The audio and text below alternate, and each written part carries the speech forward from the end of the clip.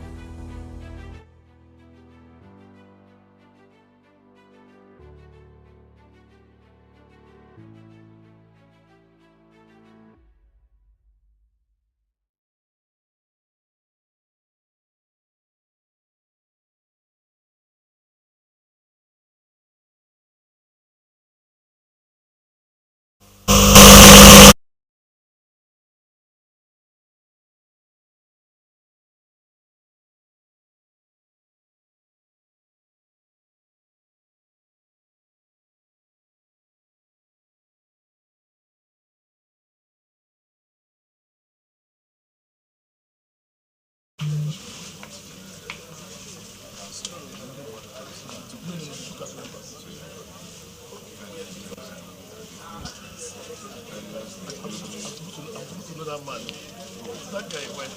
That's what he did. Sadiq, what's his name?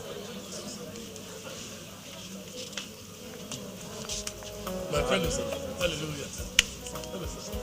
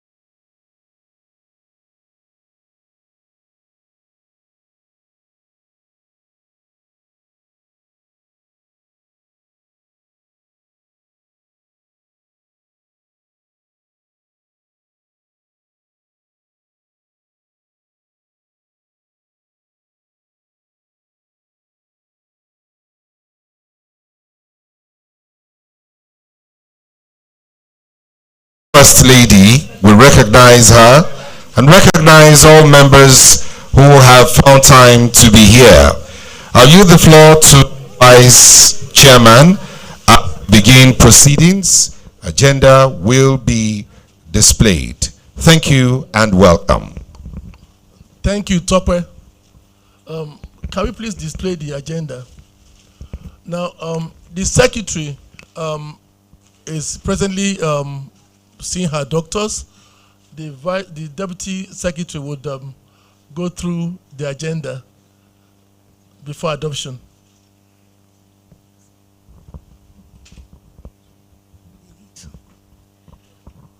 Good evening, everyone. We have before us the agenda for today's meeting. We have number 1, registration, 2, opening prayer, 3, adoption of the agenda. We also have the chairman's opening remarks, recognition of dignitaries, minutes of the previous meeting, strategic committee's report, professional platform, recognition of new members, June birthday celebrants, announcements, adjournments, and closing.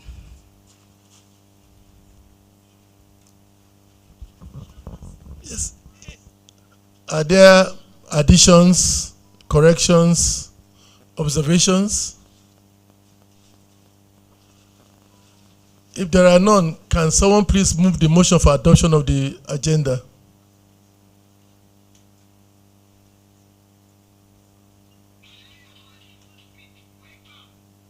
Who is adopting the agenda?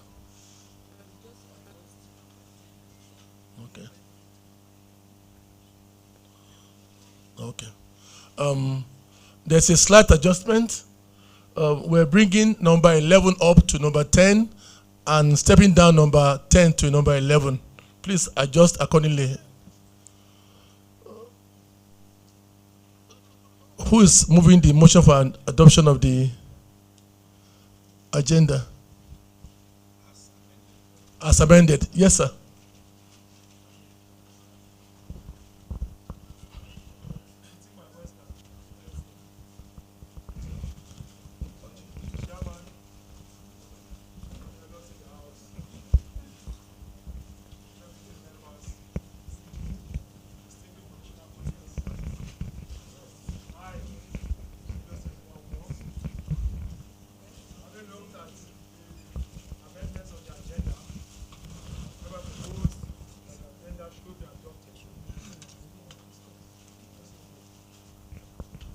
Thank you. Who is seconding?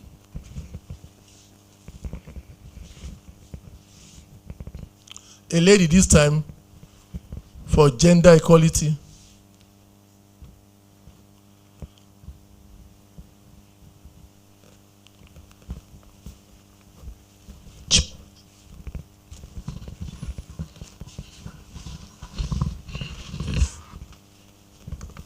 Good evening.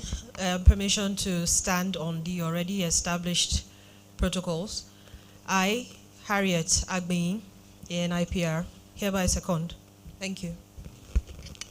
Thank you.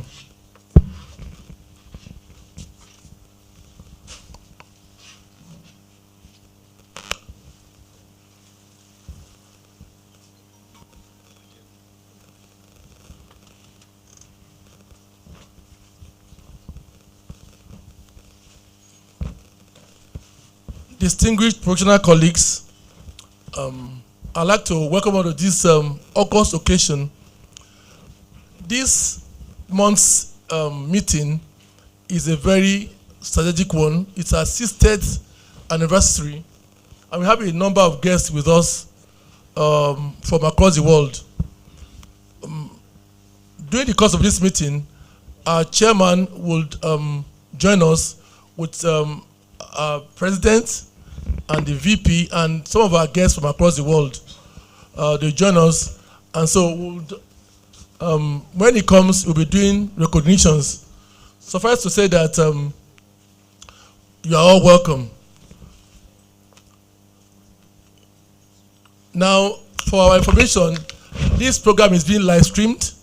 You can, on YouTube, you can, we'll post the link for us to. Okay, I understand that on our professional platform, the link to the live broadcast is posted. Please go there and let us see and hear your comments.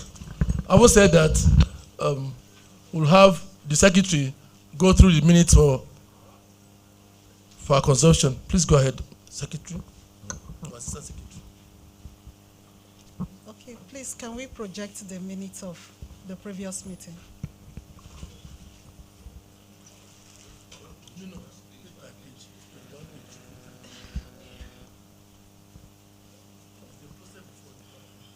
Okay, we have the minutes of the last meeting on the screen. We kindly request that we go through the minutes and then make our observations.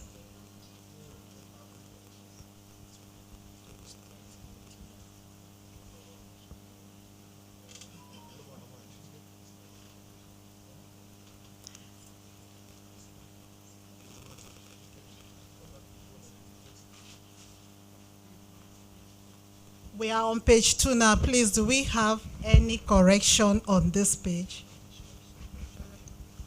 Are there omissions? Additions?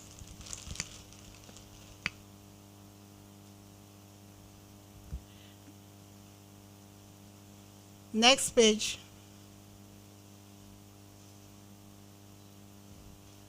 Any corrections? Omissions, addition. Next page, please.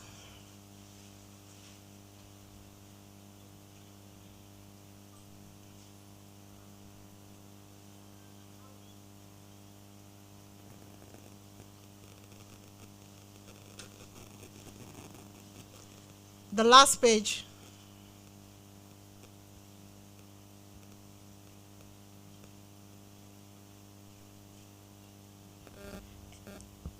Do we have any correction?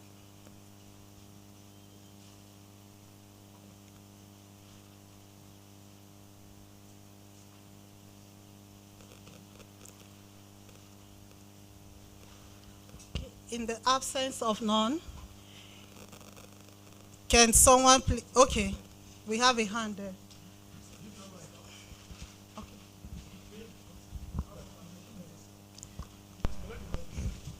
Mr. Chairman, sir, distinguished school fellows in the house, professional colleagues. When the secretary or whoever was rolling down the minutes, it was too fast for members to follow. So I want to suggest that we'll go back again so that we'll take it gradually so that members can digest what they've seen because they don't have personal copies or copies in their phones. Please, I so move. Thank you very much.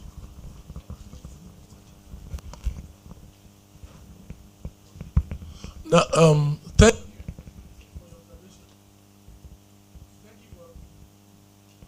thank you for your observation. Today we have a very loaded agenda, and the minutes were posted on the platform, or the chapters platform, for over 2 days now. I'm sure if there were corrections and omissions and additions, people have made them. While I appreciate your contribution, please, I will have to go ahead. Thank you. If there are no additions, subtractions, can somebody please move for the adoption of the minutes?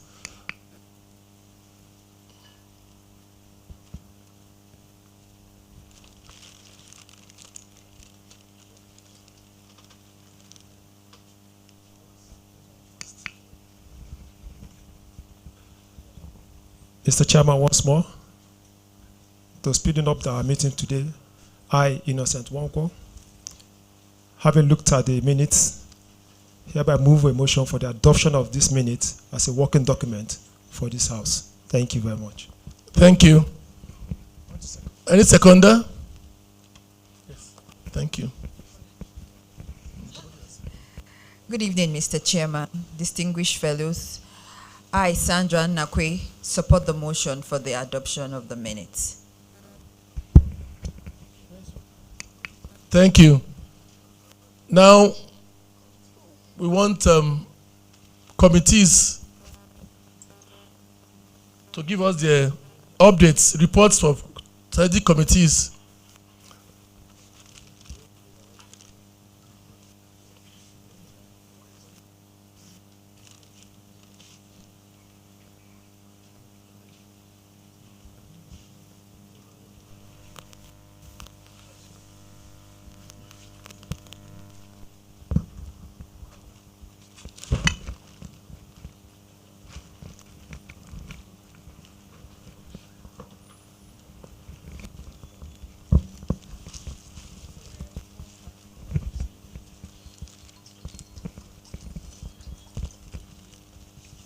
Can we have the AGM committee give us report of their committee?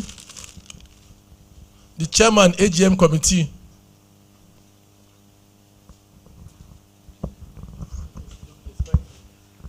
Okay, the clarity he wants is it FCT in-house committee or the committee organizing the Diamond anniversary? No, FCT. FCT, but there are committees too that need to give report on the Diamond anniversary because this is what is current. Yes, and quite a number. There is media, there is security, there is our own dinner and award, and there's colloquium. So those will be listed maybe when the house is a bit fuller, because this is information that we need. Yes, we need effective tomorrow morning. So for the committees that were inaugurated last month, we have the AGM committee. Is there any committee amongst the ones that were inaugurated last month? 4 or 5 committees were inaugurated. Is there any committee that's ready with any report? Okay, AGM is ready. Okay, thank you. Thank you. Good evening, Mr. Chairman, fellows in the House, distinguished professional colleagues. This is a report for the AGM and conference coming up in this year, November 2024.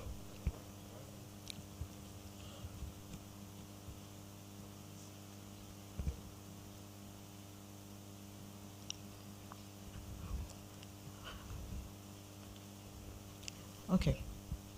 So in line with the directives of the terms of reference, the committee had provided some preparation to the upcoming FCT chapter annual general meeting conference.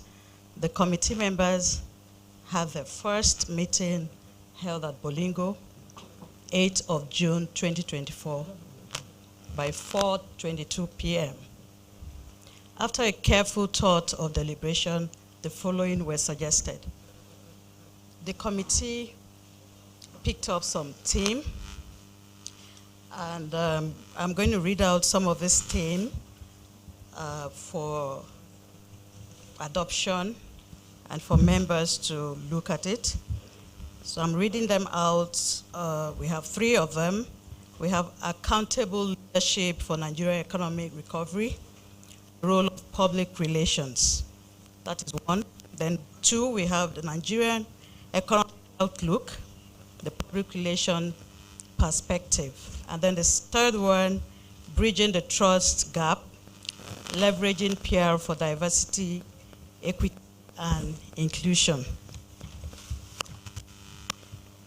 We also looked at some venues for this year AGM, and these are the suggested venues. We have the Abuja Continental Hotel, Nikon Luxury. We have the UBEC Digital Resource Center. Now, this UBEC Digital Resource Center, we actually wanted something different and new. We were there, we had a meeting with the executive, but we were told it's not open to the public. but because we saw the facility, it was actually very good, and we thought we wanted something new. But we're also advised that we have members that worked there, so we can also reach out to them and discuss with them. But I think that's a very good venue. If we can probably look at that option. We also chose Shehu Musa Yaradua Center as part of the venue. The programs, we have some programs outlined, some pre-conference events that we outlined, and one of them is aerobics and wellness. The second one is health outreaches to villages within Abuja satellites. And then the third one, we have PR works. The fourth one, we have family picnic, partnership for breast cancer awareness. That's the fifth one. Then, of course, a city tour. And then the last one, we have book drive. So these are the pre-conference event we're looking at. The next one, the book drive, what we actually suggested was the book drive, it's like having a literacy campaign for schools in FCT. And what we intend to do is get maybe someone here who has an author. I'm sure we have authors in our midst. Probably get the book of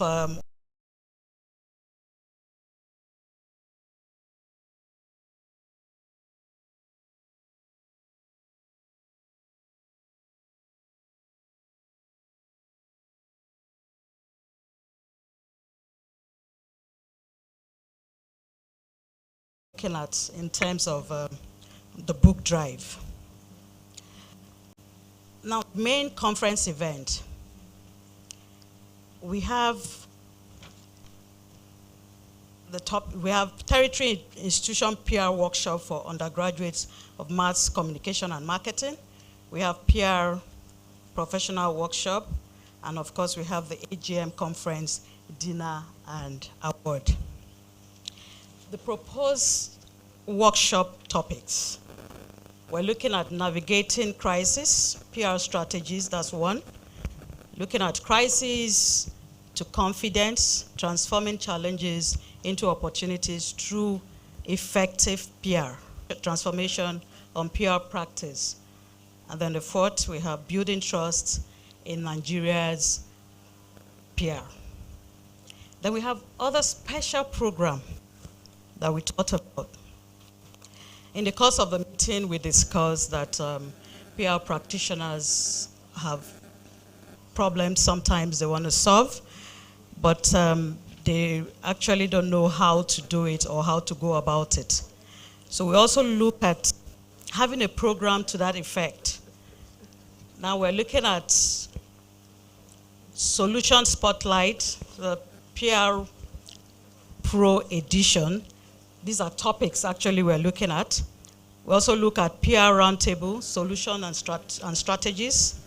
We also look at PR Hub, practitioners in the arena.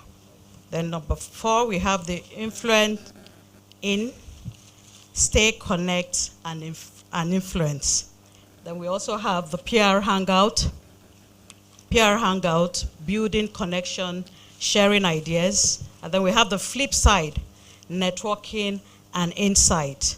So this program, we're actually looking at it as maybe bringing it up as a breakfast event before the AGM proper. So it's just, this is just a proposed program we're reading out. Now, the issue of speaker, we are unable to pick a speaker at the moment because we've not picked a team for the AGM. We have not picked a team, so we have not picked a speaker to this effect. And also the fees are not decided yet. We're also looking at e-registration.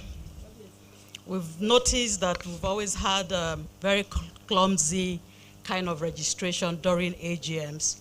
So we have decided that this year we would look at e-registration where members can register ahead of time and get all their conference packages before the events. So these are what we're actually looking at. These are the reports we have for now. And then we're still looking out for the probably look at it and adopt for us to work with. Thank you.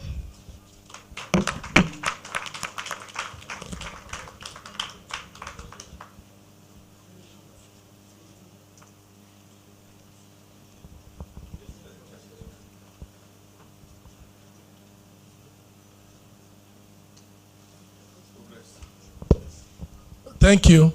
You have the suggestions of the team, the venues, the plans they have. Comments, suggestions. The lady there is raising her hand.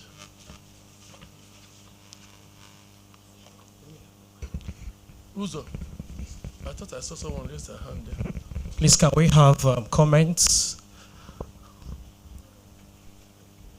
Is anybody raising his hand? The AGM's presentation, the committee's presentation, do you have comments concerning it? Mr. Chairman, sir. Please, the AGM committee spokesperson or the chairman, please, what is the first team? I didn't get you very well. You are proposing. Okay, accountable leadership for Nigerian economic recovery, the role of public relations. The second one, the one you talk about crisis. Okay, the crisis one.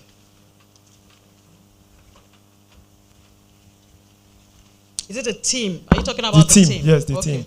Nigeria economic outlook, the public relation perspective. That's not what I had. Bridging the trust gap, leveraging PR for diversity, equity. Anyway, I will get that one later and I will get back to the committee. I'm sure you're talking about the other program outline that we said is a breakfast. It's okay. No, I will get back to the committee. But my suggestion to the committee is, after I've heard all you said about your programs, I heard about aerobics, I heard about workshops, different programs, and some of the venues you have suggested will not be able to take us, except you have different venues for different events. And for that, I want to suggest the committee take a look at the Moshood Abiola National Stadium, Abuja, as please, the Moshood Abiola Stadium has a hall, a media center, a hall that can take close to about 1,000 persons. Okay. Okay. So we're noted. Take a look at that place. No problem. If we can use that place, it's left for the committee. Thank you. Thank you very much. That's my suggestion. Okay. Thank you. Other suggestions? Madam Josie, do you have any suggestion?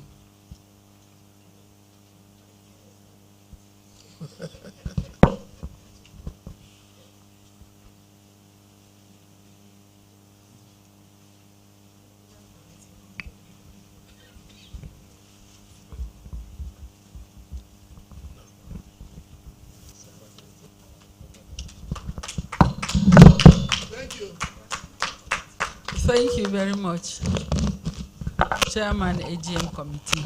It's going to be an ongoing thing. We're being proactive, starting the process now.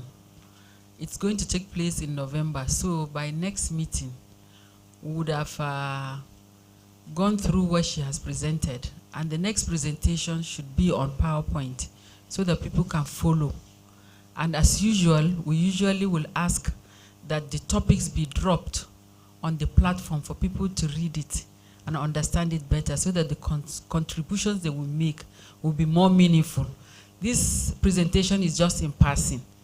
So be rest assured by next meeting, you will have it more detailed and you would have known more about what she has mentioned through the platforms, and our criticism or contributions will be very constructive and be more engaging.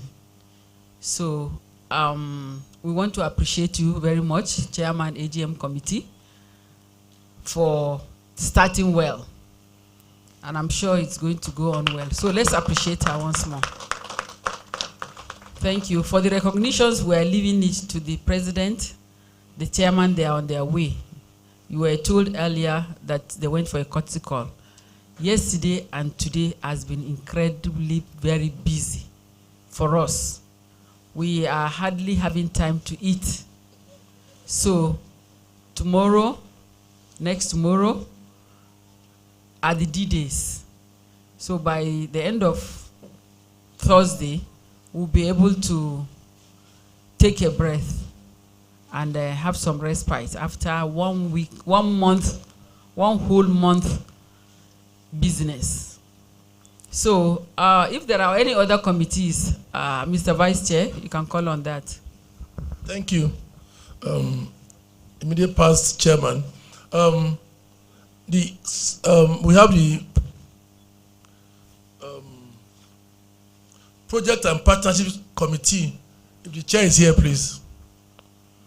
Project and Partnership Committee. Can we have your report, please? If the chair is not here, can we have the chair for Corporate Social Responsibility and Sustainability, the committee's chair, to come and give us the report?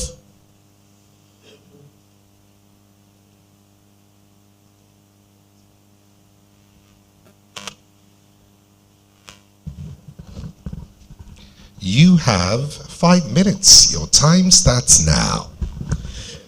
I need only 2 minutes.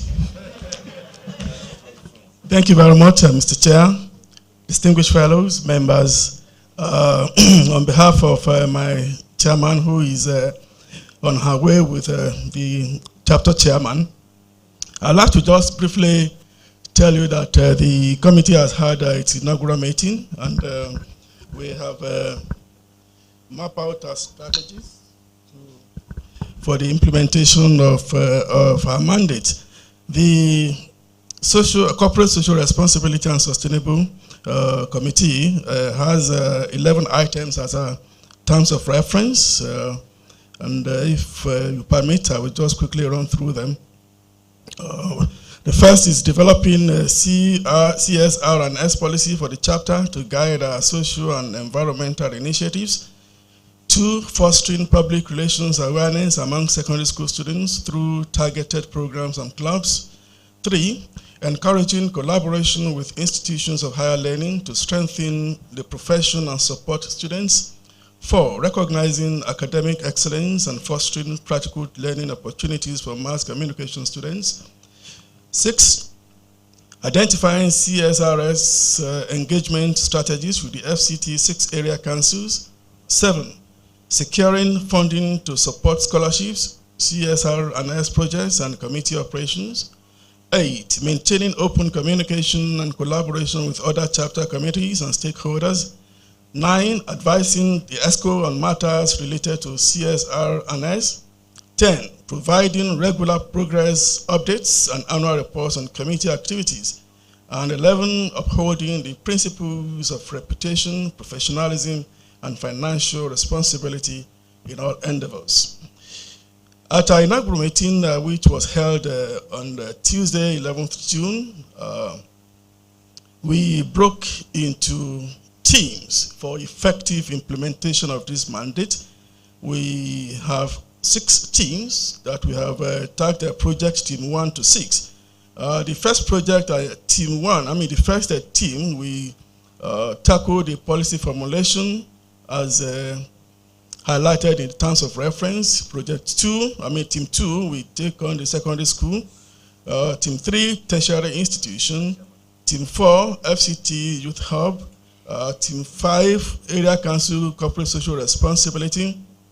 Team 6, which is fundraising and scholarship and Team 7, which is to be headed by me as the Vice Chairman, to coordinate and give periodic progress updates and annual reports of the committee's activities.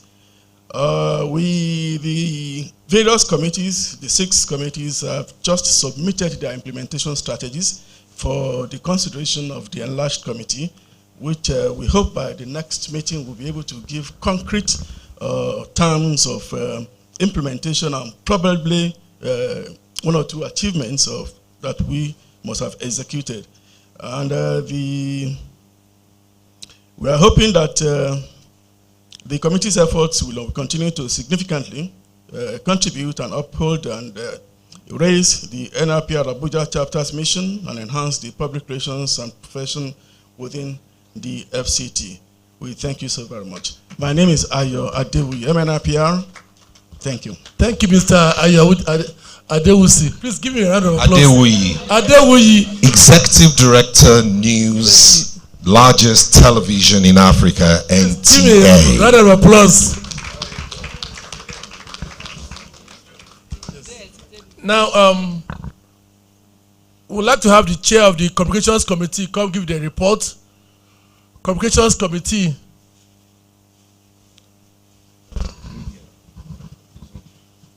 If they're not here yet, they're here. Okay.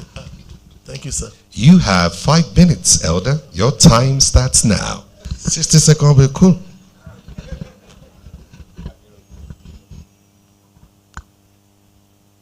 The Executive Committee, elders, fellows in the house, professional colleagues. We promised the last time that anything you want, just tell us, we'll get it sorted.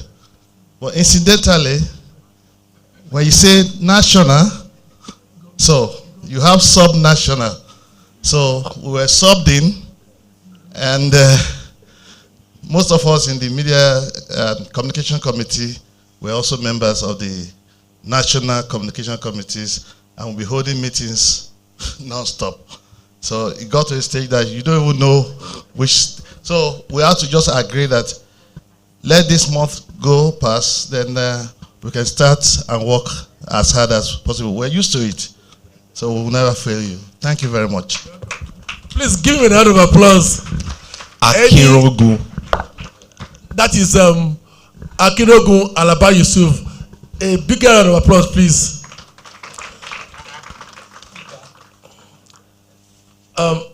The chair of Project and Partnership Committee, please, can we have your report? Project and Partnership Committee.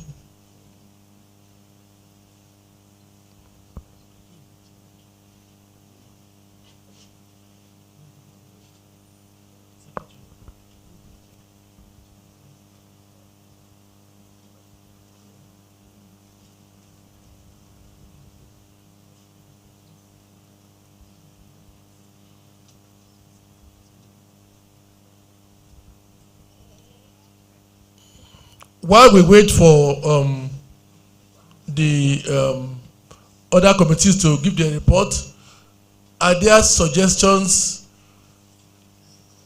that you want to make concerning the reports you've heard?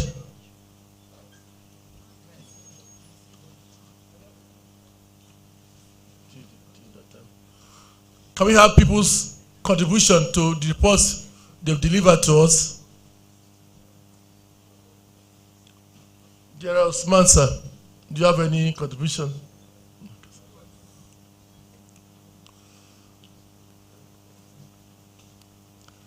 KBC, would you like to say something?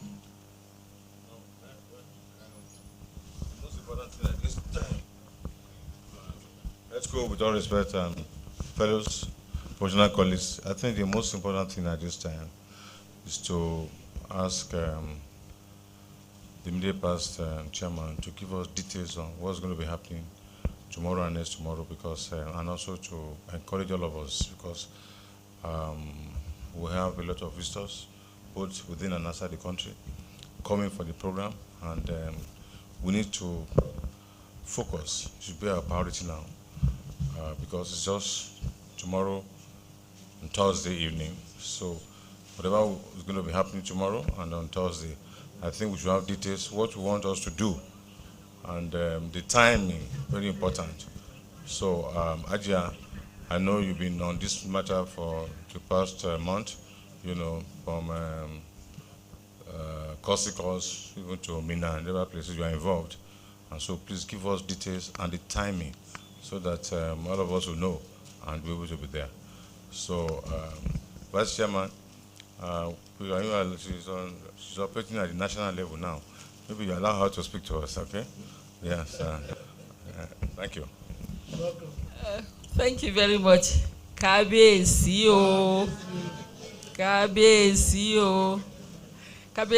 we can always count on him. My predecessor, when I was the chairman. Distinguished ladies and gentlemen, we're very sorry for slowing down the process. It is because the chairman, the president, our Global Alliance president, our APRA president are on their way here. And we thought that the juiciest of the meeting should come out from their mouth. But looks like the presentations that we're banking on have been exhausted. Let me just take you through.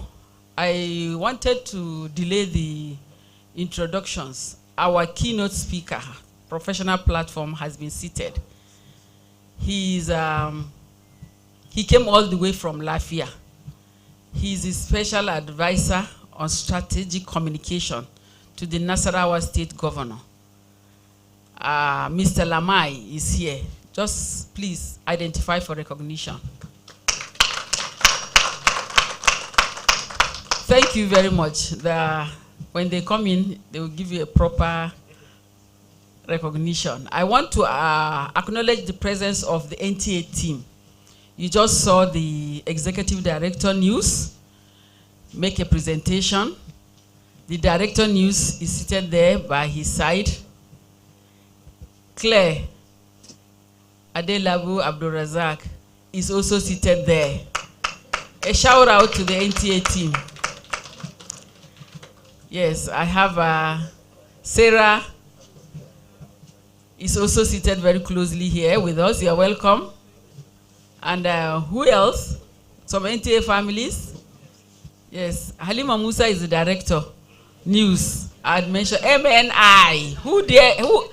Why did I forget MNI? Is it easy? It's not easy. I think we only have 2 MNIs here. Our council member, Brigadier Kukasheka, is here, MNI. And let me warm our heart by introducing a very dear friend. She's a council member. She's the Vice Chancellor of Emeka Odumegu University in Anambra State, Professor Kate Omenuga, the electable lady. Yes, the 2 SKs in the house. My big brothers, very committed and hardworking, passionate members of the NIPR. Sadiq Kasim. Sadiq Kasim is a fellow. He's very supportive. He's one of our elders who you can count on him anytime, any day. You're welcome, sir.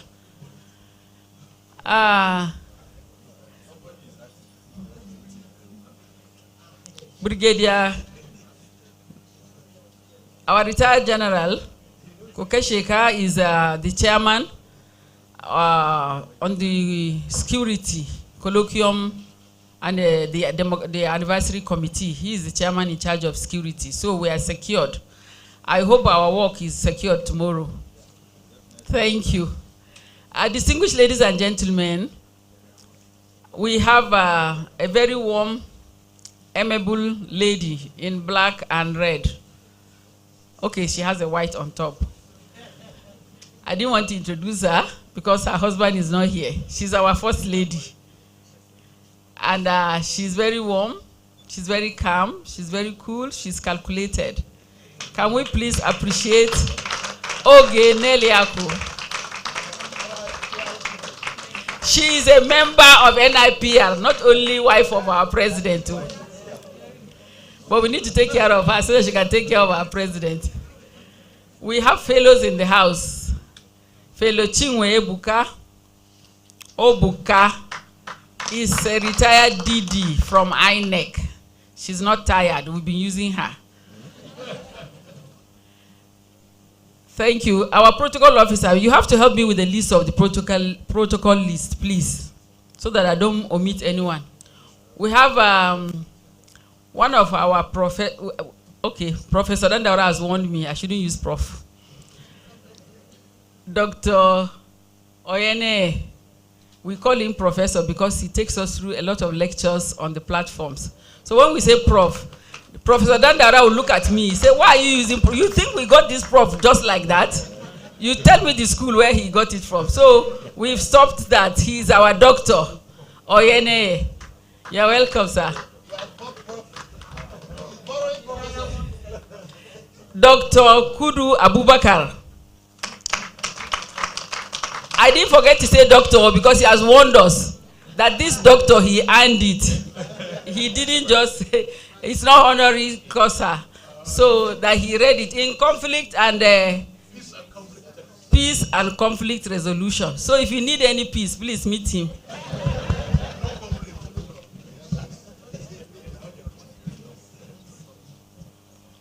My brother, fellow Aliu, you're welcome. He's one of our fellows, very young fellows, and he's also very committed to the works of the chapter. We appreciate you. My dear Grace, gracious Grace, she's one of the latest fellows in the house. You will never notice her.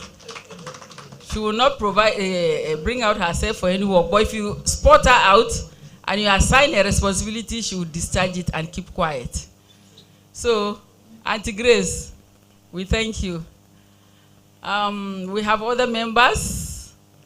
Please don't, I think when the chairman comes, he will take up the responsibility of introducing anyone that I have missed out. Okay, we have fellow,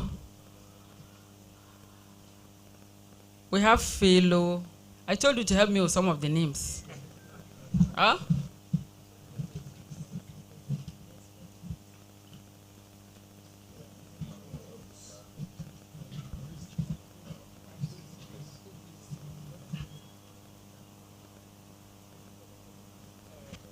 Fellow Grace, we recognize you. After all, you just made a presentation. Thank you. My very beautiful sisters, members. Which Uzoma? Uzoma is senior admin officer. Why are you mixing his name in fellow? I think he might even be an associate. Uzoma, have you upgraded to member? Eh? Yeah, member, long time. Okay.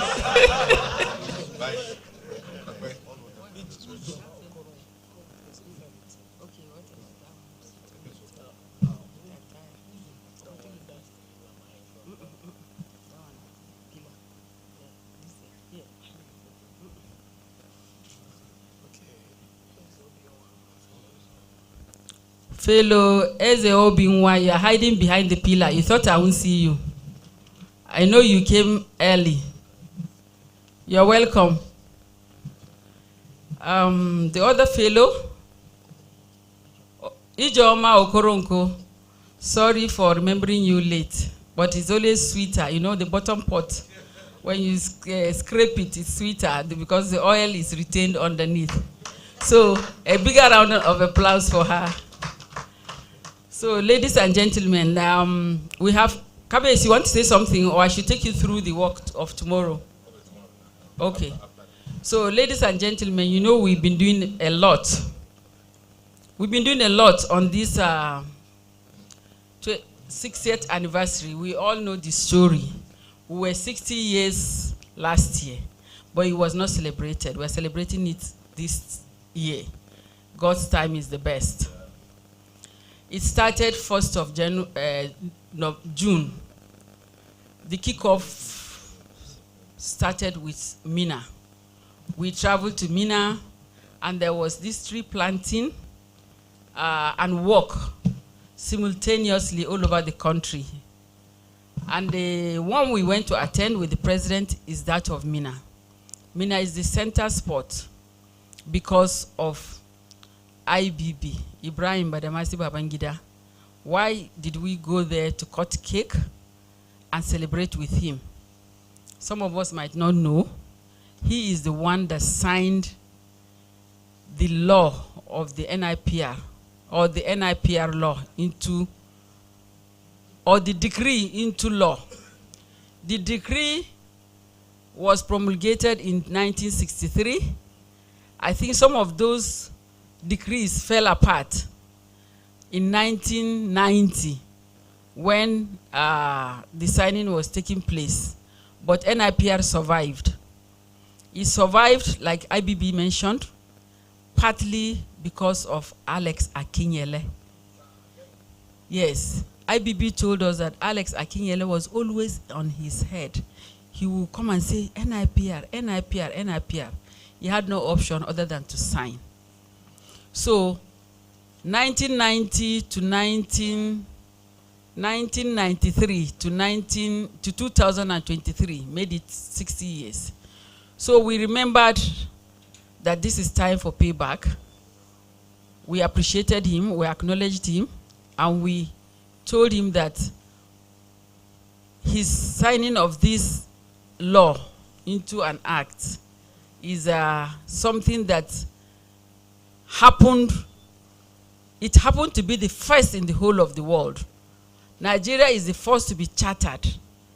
It is now cap 114 of the laws of the Federation, 2004. So Nigeria is the first to be chartered. After Nigeria, I think it was Australia, even before Argentina or something like that. So we appreciate the thoughtfulness, the forward thinking of our past leaders. That is why we went to Mina to appreciate and thank General IBB. You know, most times Nigerians wait until people are gone, you begin to appreciate or thank them. But it's good to do it while they are alive. And we also prayed that God will keep him hale and hearty.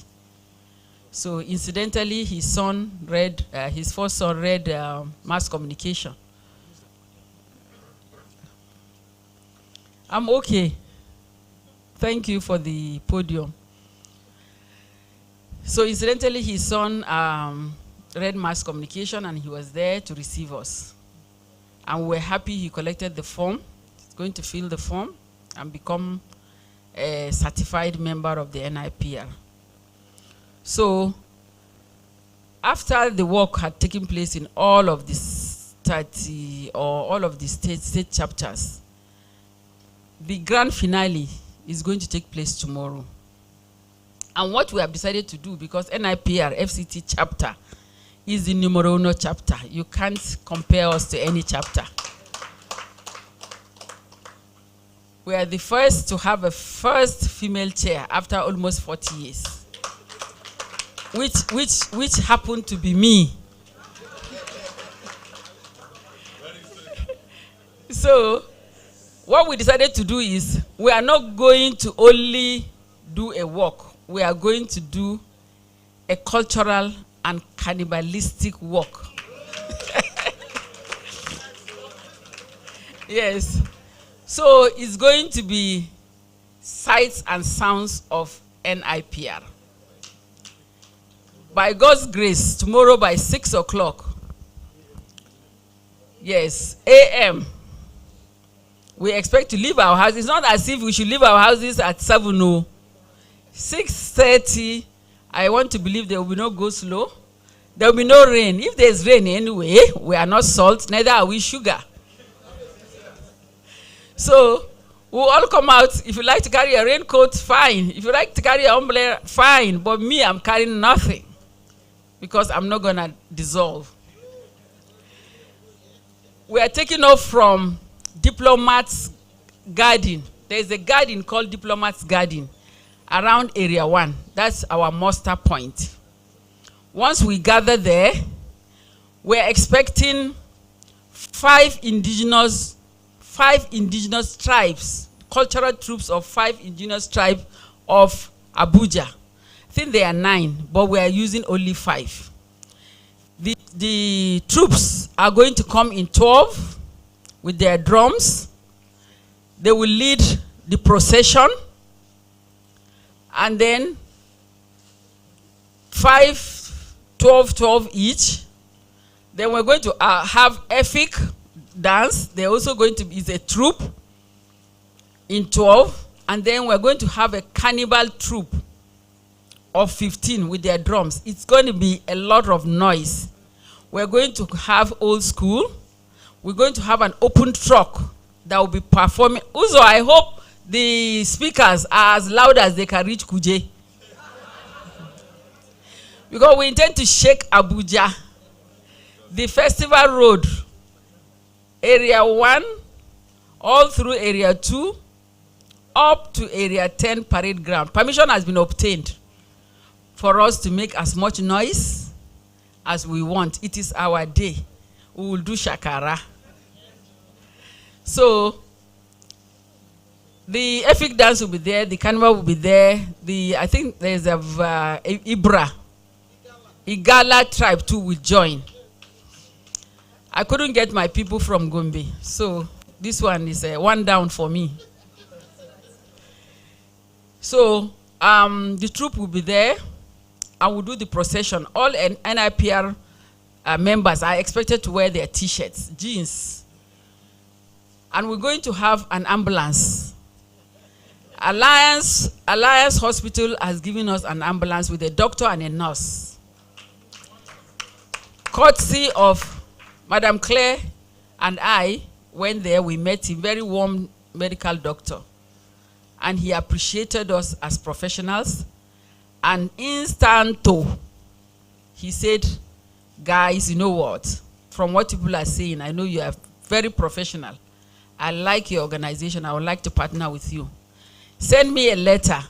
I will mean it to my team. A doctor, a nurse, and an ambulance will be by. How many hours do you want it? We told him about 3 hours. He said, fine, done. Can we appreciate Alliance? The Federal Road Safety Corps have also promised us with an ambulance and then to manage the procession. They'll be there. The Nigerian police have also said so. The chairman security committee is here. I'm sure he knows that what I'm saying is true. NSCDC will be there. I don't know if the Nigerian Army will be there. General, is the Army going to be there? Okay, protection. Okay, thank you very much. That was on a lighter note.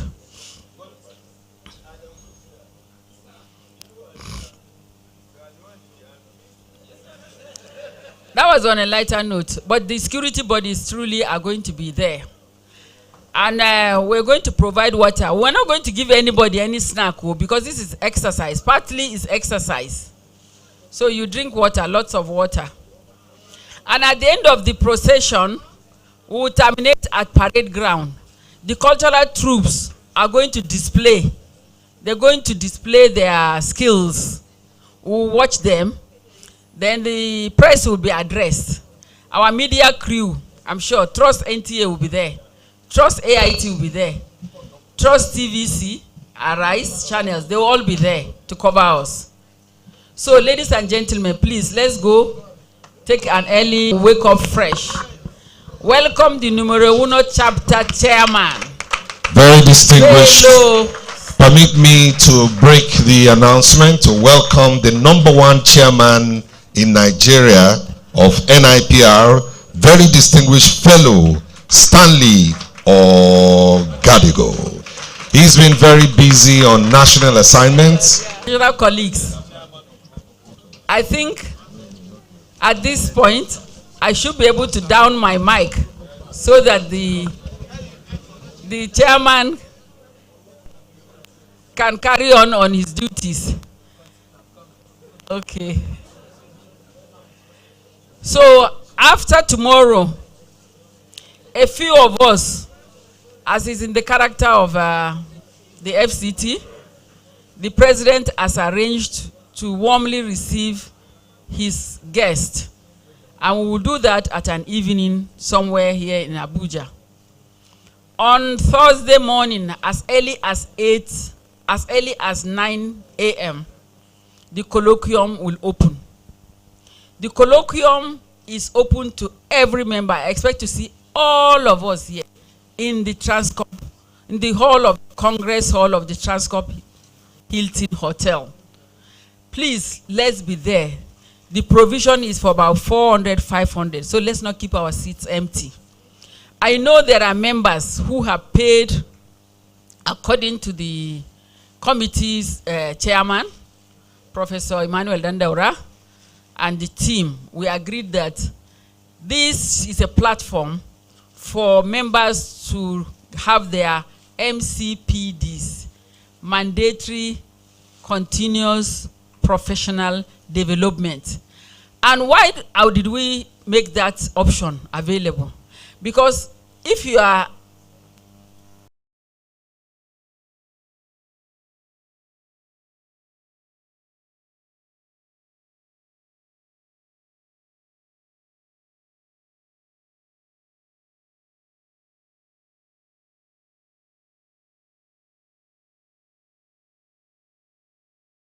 continuous professional development certificate, should pay a sum of 100,000 naira only to attend the colloquium. Thereafter, you will be given 2 certificates. If you are a freshly minted associate member, it means you have gotten 2 from Thursday.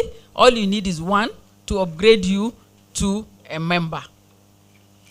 And if you are not looking for any certificate, just go in there, enjoy yourself, listen. The chairman of the occasion is the president of the Senate, Godswill Akpabio. He's going to chair the occasion of the colloquium. Confirm. Confirm.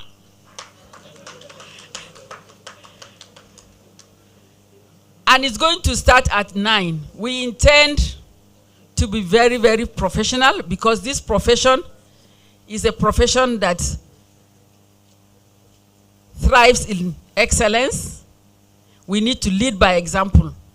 So 9 o'clock kickoff. We intend to finish by 1:32 so that we can vacate the hall. An arrangement setting for dinner will commence. Dinner red carpet starts at 5:30. And the chairman for the dinner event is General Yakubu Gowon. Confirmed. So, ladies and gentlemen, that is why you see our president is not seated. We've been running up and down after him. He's been leading by example. It's not easy to get this caliber of persons to attend your occasion. And let me not reveal some of the people that are coming so that you don't get all the goodies here. This will prompt all of you to go there to see things for yourself. So the dinner, if you open the dinner and there's no charge, before me and you get there, that dinner hall will be filled up. You would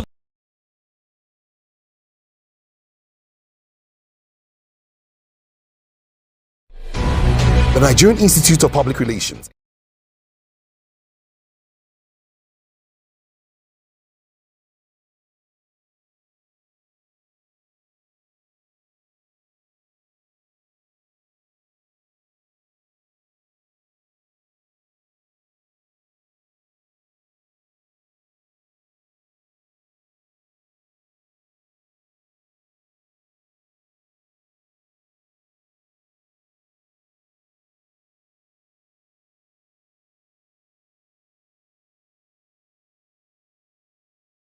So if you have 50,000, you pay, you attend dinner with confidence. Just wear whatever you want to wear and stroll in majestically. Nobody will harass you.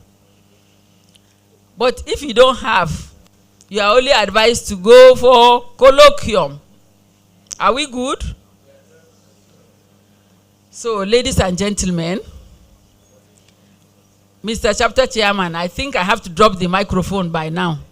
The gist is enough. Have you had enough? Thank you very much. A round of applause for me.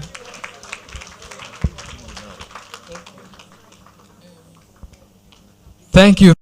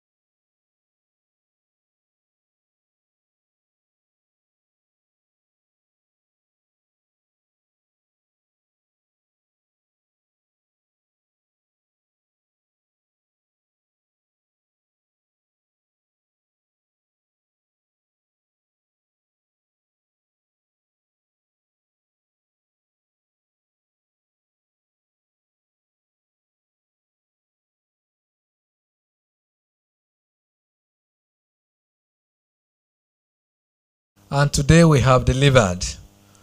We know that technology is not friendly with everybody, but we have also designed a pattern that those who can do the barcode will do it. Those who will still remain on manual registration, no problem. And we have also made an IT person available to teach those who have the devices but do not know how to apply it. It's part of the values we are giving to our members. And then those who are still registering, it could be a question of your phone may not be able to scan and all that. We pray that God will give us better phones so that, yes, by next meeting we are coming, everybody is doing their fizzy, scanning and yes. No, Ajah Fatima will provide phones for next meetings. Distinguished ladies and gentlemen, we are numero uno chapter and we must be setting the records, and by God's grace we shall keep leading. I want to profusely apologize for coming late, but again it's also for the good of the chapter and the institute. We went on a courtesy call. At a point we were about avoiding it, but again when we looked at the value of that courtesy call, we discovered that we needed to take it. The president of the NIPR would have loved to be here even before the meeting started, but because of the critical nature of this courtesy call, we had to take it. I'm also glad to announce to us that this courtesy call, the worth of what we have got today, is unquantifiable. And we want to report that God is helping us very, very greatly.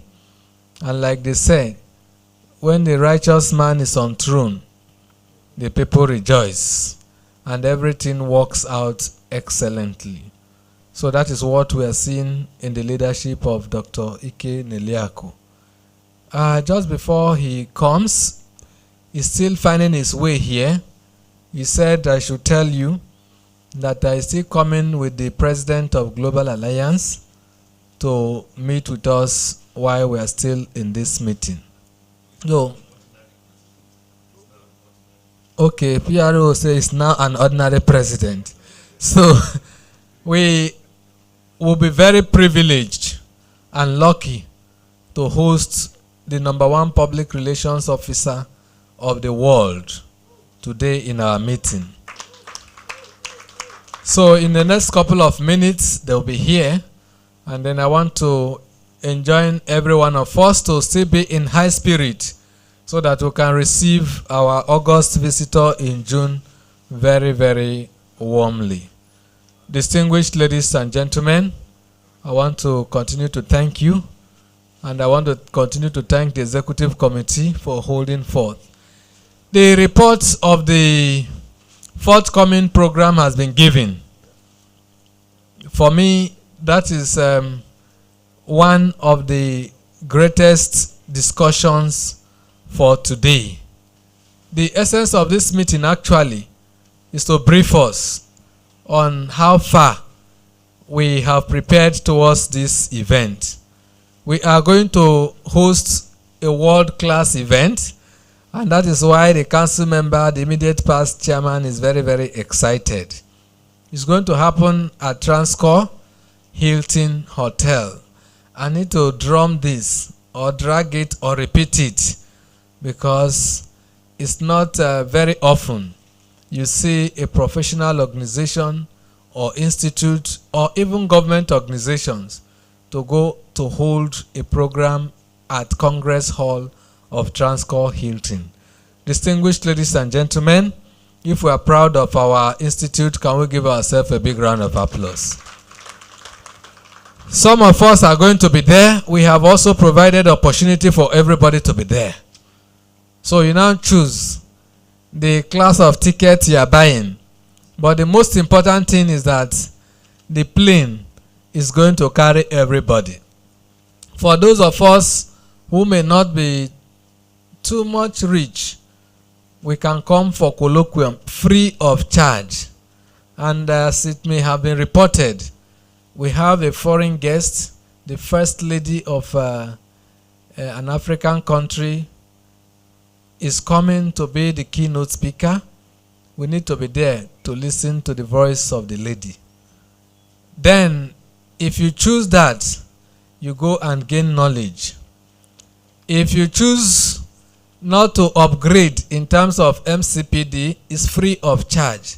So nobody gets it wrong to say, oh no, they say we'll pay 50,000 or 100,000. No, free of charge, you have access at the colloquium. And again, I want to appeal that the number I'm seeing here today, we should all move to Congress Hall on Thursday in our numbers. Mr. President is expecting us. This is his chapter, and we'll continue to do him proud. I think as FCT chapter, we don't need to rent crowd. We need just we need just about 400 to 500 persons at that venue. So let's come out en masse, inform those who are not here, so that we'll go and grace the event at Congress Hall. Then in the evening is the dinner. So if your pocket can carry, that will be so wonderful. The payment we are making actually is not because the institute wants to make calls. No. It's also part of our support to the growth and development of our dear institute. If we are going to take the whole of the dinner money from the purse of the institute, that is going to cost us very, very high.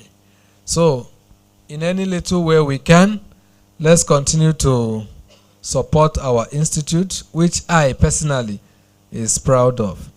Okay, the protocol officer of the institute is calling. I think the Global Alliance president and the president of NIPR should be on their way in a few.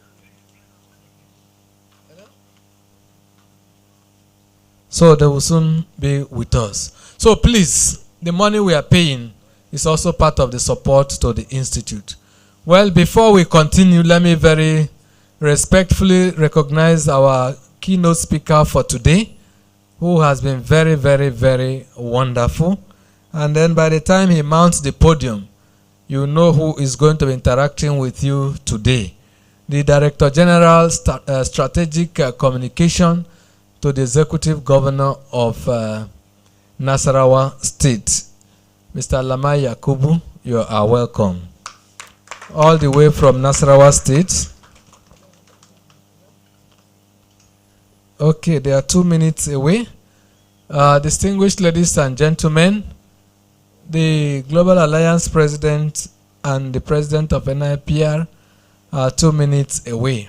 When they come in, we shall now invite the keynote speaker for today. Then we take it from there.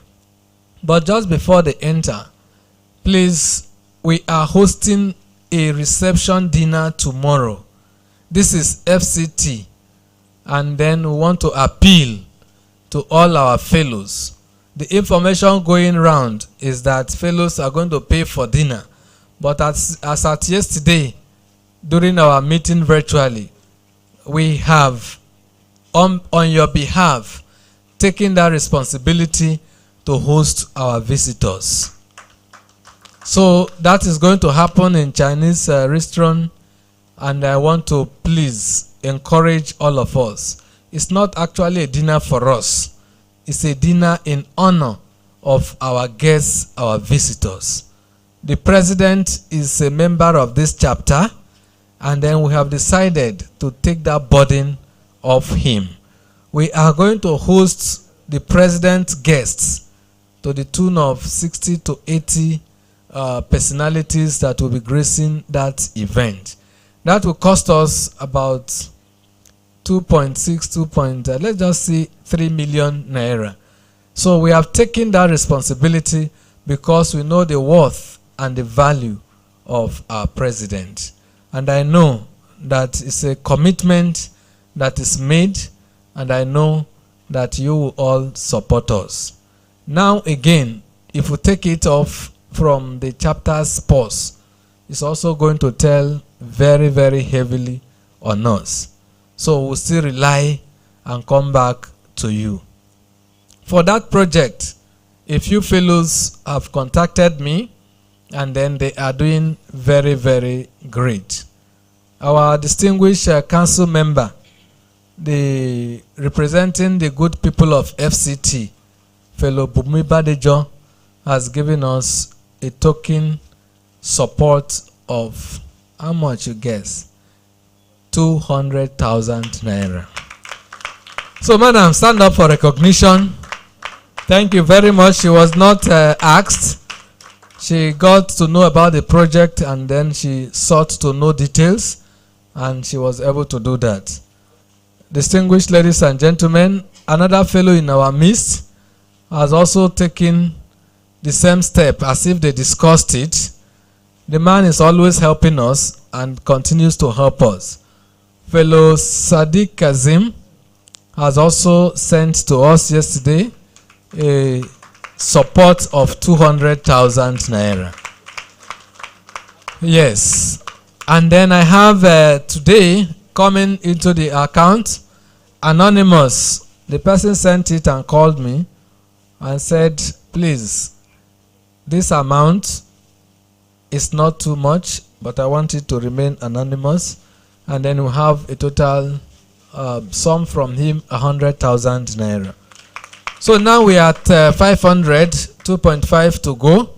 And I know that before today's meeting runs out, we should be able to, if not closing down on the budget, get very close to finishing line. And I know that whatever you do to support our dear president, whom all of us are very proud of, you will never regret it. So please, our fellows specifically, we are not saying that members are not entitled, but fellows specifically, this is a time we rely on you to carry us on your shoulders. I don't want to take the pains of calling you one after the other, because the work I have at hand now is enormous. The project on Thursday must be excellently and professionally delivered. So I call on you to take the burden off me by just contacting me to give you the account number. That I can do very quickly, but not to take the pains. In the night, preferably, so that in the morning, the executions are done. So when you do that, you are taking the burden off me, and I concentrate more on how we are going to bring out the project. distinguished ladies and gentlemen, tomorrow again, we shall be meeting like the immediate past chair has told you. Let us come out en masse. I know tomorrow is a working day, but in FCT, we do things differently. So let us plead with our bosses to release us so that we walk the streets of Abuja very majestically, professionally, and excellently. That project is also very, very dear to us. And then for those of you who did not listen to Hembelembe today, the program was very, very fantastic. My voice, I don't know whether it has been reported. Okay, fine.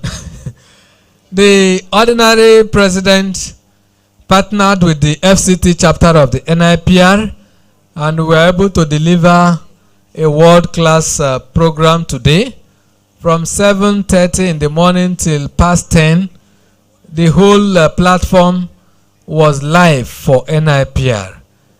And then it's powered by the FCT chapter of the NIPR in partnership with Human Rights Radio and Television. If you are proud of yourself, please let's give ourselves a big round of applause.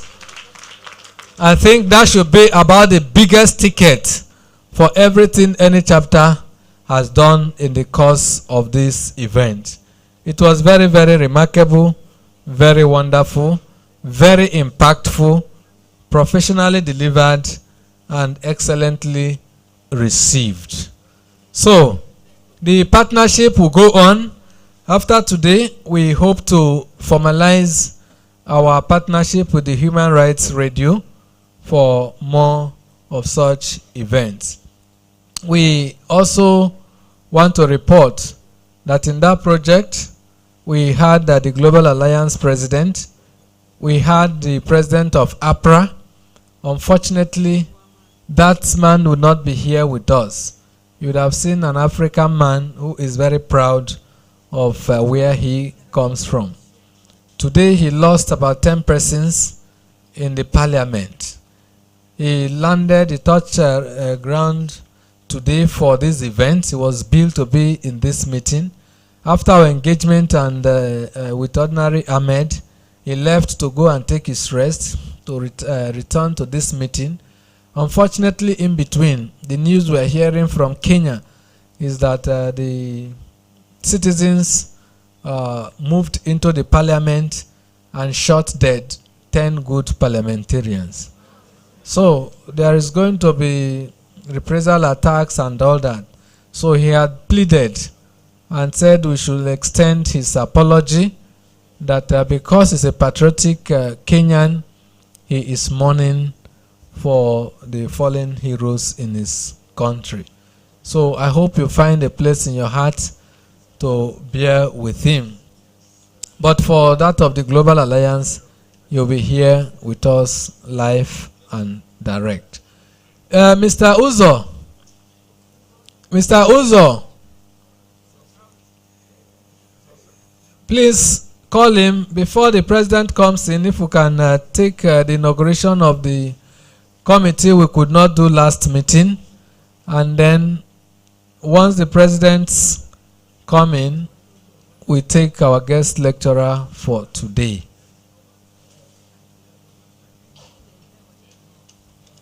Why Uzo is coming, the chairman in the FCT anniversary celebration committee, I was asked a question from the floor through my phone. The report you gave on the 75,000, they want a bit of a clarification. Is 75,000 for if I'm inviting somebody who is not a member? Does the 75,000 cover two of us? Or is it for non-members? Or what is it exactly? Please, I would like you to clear on that. Thank you, Mr. Chairman. The 75 is for your guests. Yes, guests only. Or do you want to convert it to you and guests? How many of you are ready to do that? Now. You have done it? So we'll pardon those that have done it. Because we can't refund you and we can't refuse you going in. And if you say you don't have balance, what do we do? Okay. So that is it. Guest and member, you can send in your 75. And there's a link. Once you do it, you fill the link so that you'll be properly accredited to allow yourself to enter. Because it will be strict. Thank you. Okay, thank you very much. I think I am also citing somebody in the house who is very, very important to us. Professor Kate Omenua, are you the one we are seeing free of charge? Distinguished ladies and gentlemen, we have the Vice Chancellor Chukwuemeka Odumegwu Ojukwu University, all the way from Anambra for this meeting. Let's give her a big round of applause. Yes, she's here for the event on Thursday. And then very importantly too, let us also announce that this woman single-handedly is sponsoring this event that is coming on Thursday with a very handsome and beautiful sum of 1 million naira. Wonderful. Madam, maybe before you go today, you drop our own check for us. Yes. Thank you very much. The Institute appreciates you very, very well. We appreciate you. We appreciate you. Yes, she's doing well. Then for those of us who are going to be awarded on that day, we say congratulations in advance. I have received 1 or 2 calls from those who are going to be honored from my chapter, from our chapter. So we congratulate you in advance. We don't want to let the cat out of the dog, out of the bag. Yes. Otherwise, yes, the dog will chop it. So, so we don't want to let the cat out of the bag. But immediately after that honor, the next meeting, we shall be celebrating you, and then we are happy for you. And for those of us who will not be able to receive at this point, I want to plead with us to keep working hard. There are still many awards and prizes to be won. The most important thing is that all of us must put our hands on deck to ensure that our institute gets to where we want it to be.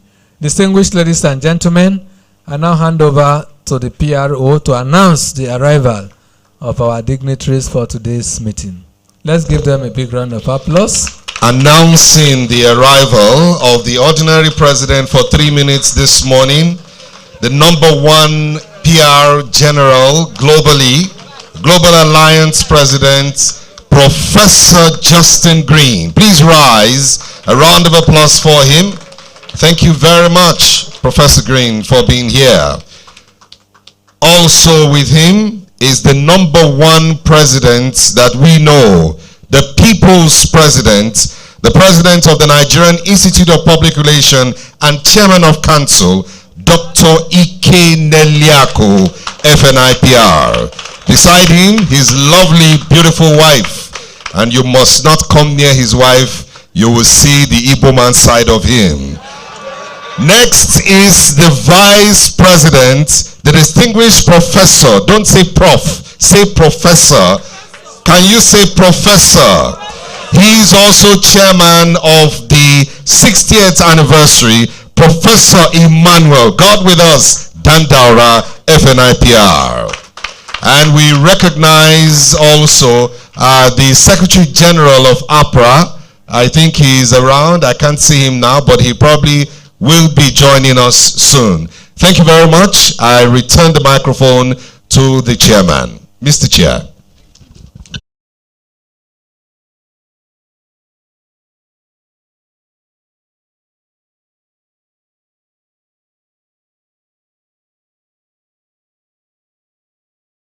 Then, let me once again welcome our guests.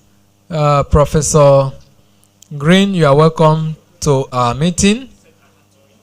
And on this note, distinguished ladies and gentlemen, I want to say that the hour we have been waiting has come. And I want to hand over the microphone to the PRO to invite to the stage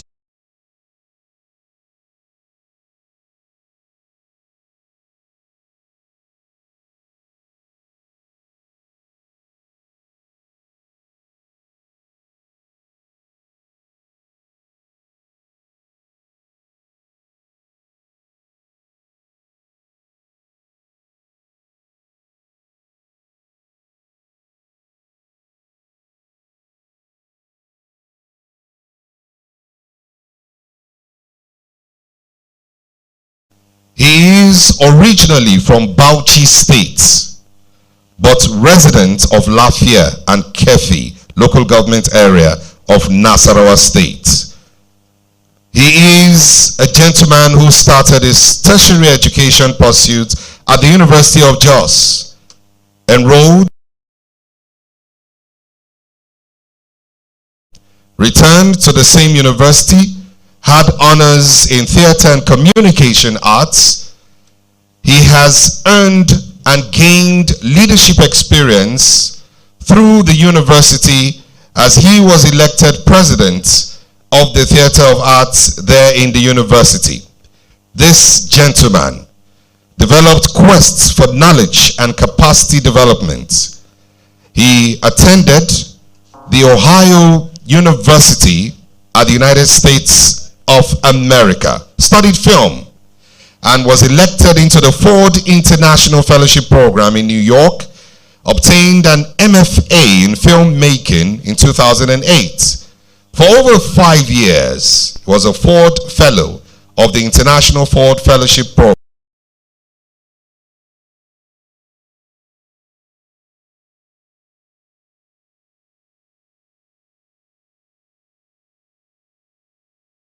A promising career in radio presentation. He's worked in various places and various radio stations. An accomplished actor and a very, very distinguished writer, having written a couple of books and co-written with some others. He served in the administration of the immediate past governor, or the former governor of Nasarawa State, as Chief Press Secretary. He, at the moment, still works with the government of Nasarawa State. And we're very, very glad to have him here today.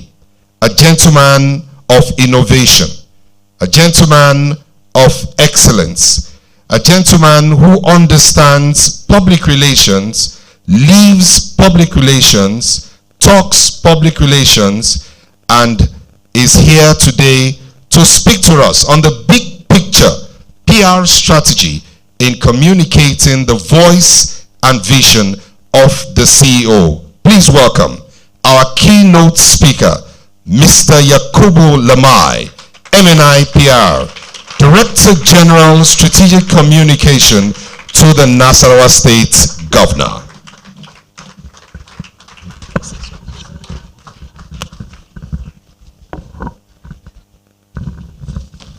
The number one PR officer of the world, a very esteemed guest from Global Alliance, the national president of NIPR, members of council, the chairman of NIPR,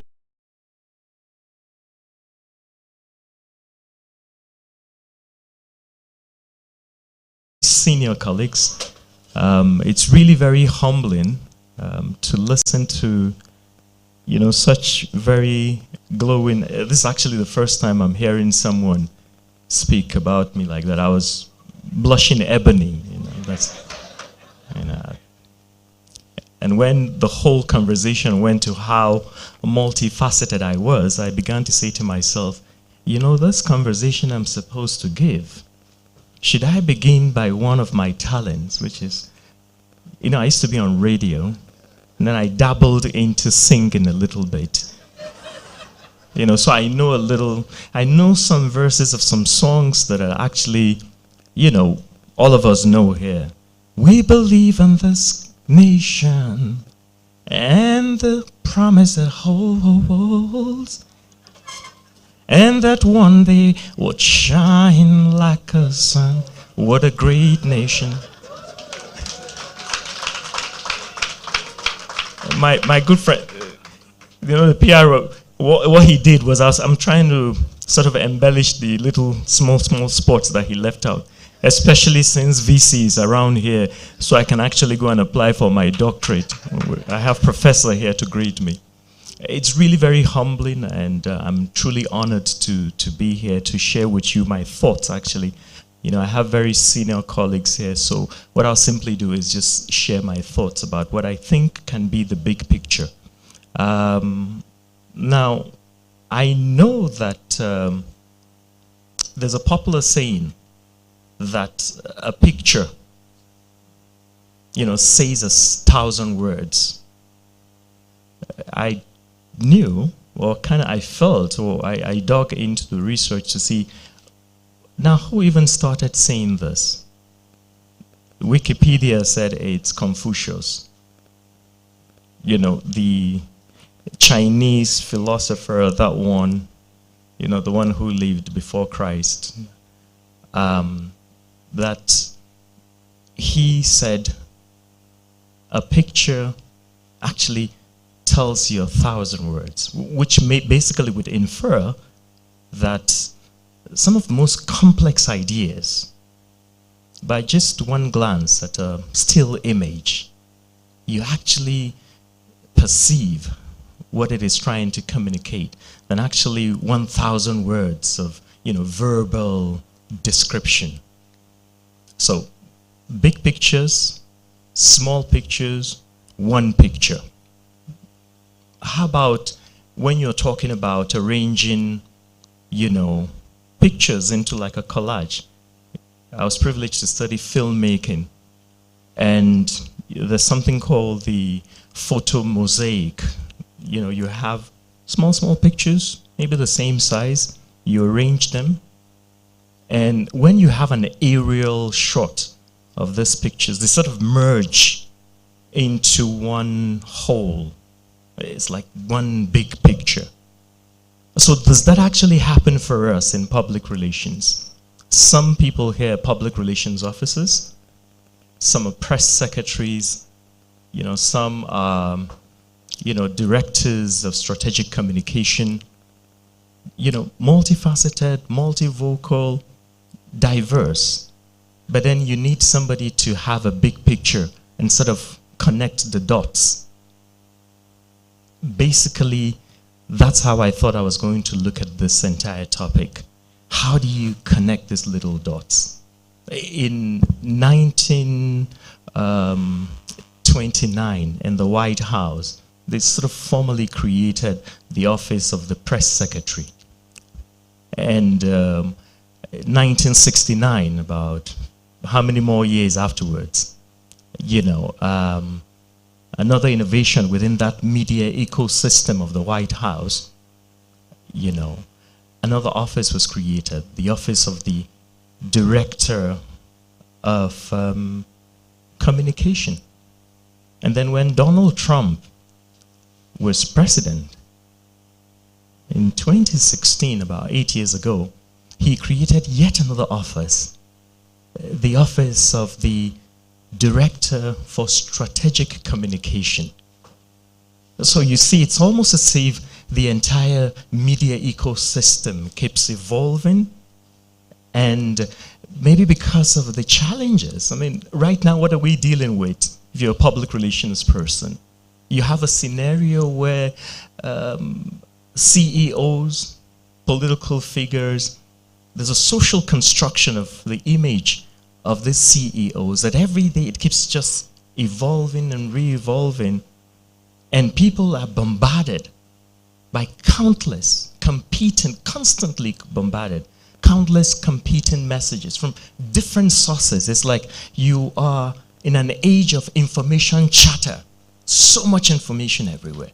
Do you want to decipher which one to use? And if you're a leader, you're leading the book, you now are supposed to, for instance, deal with the fact that there's even artificial intelligence and robocalls that can actually take your voice. You're not just dealing with fake news. You're not dealing with weaponized propaganda.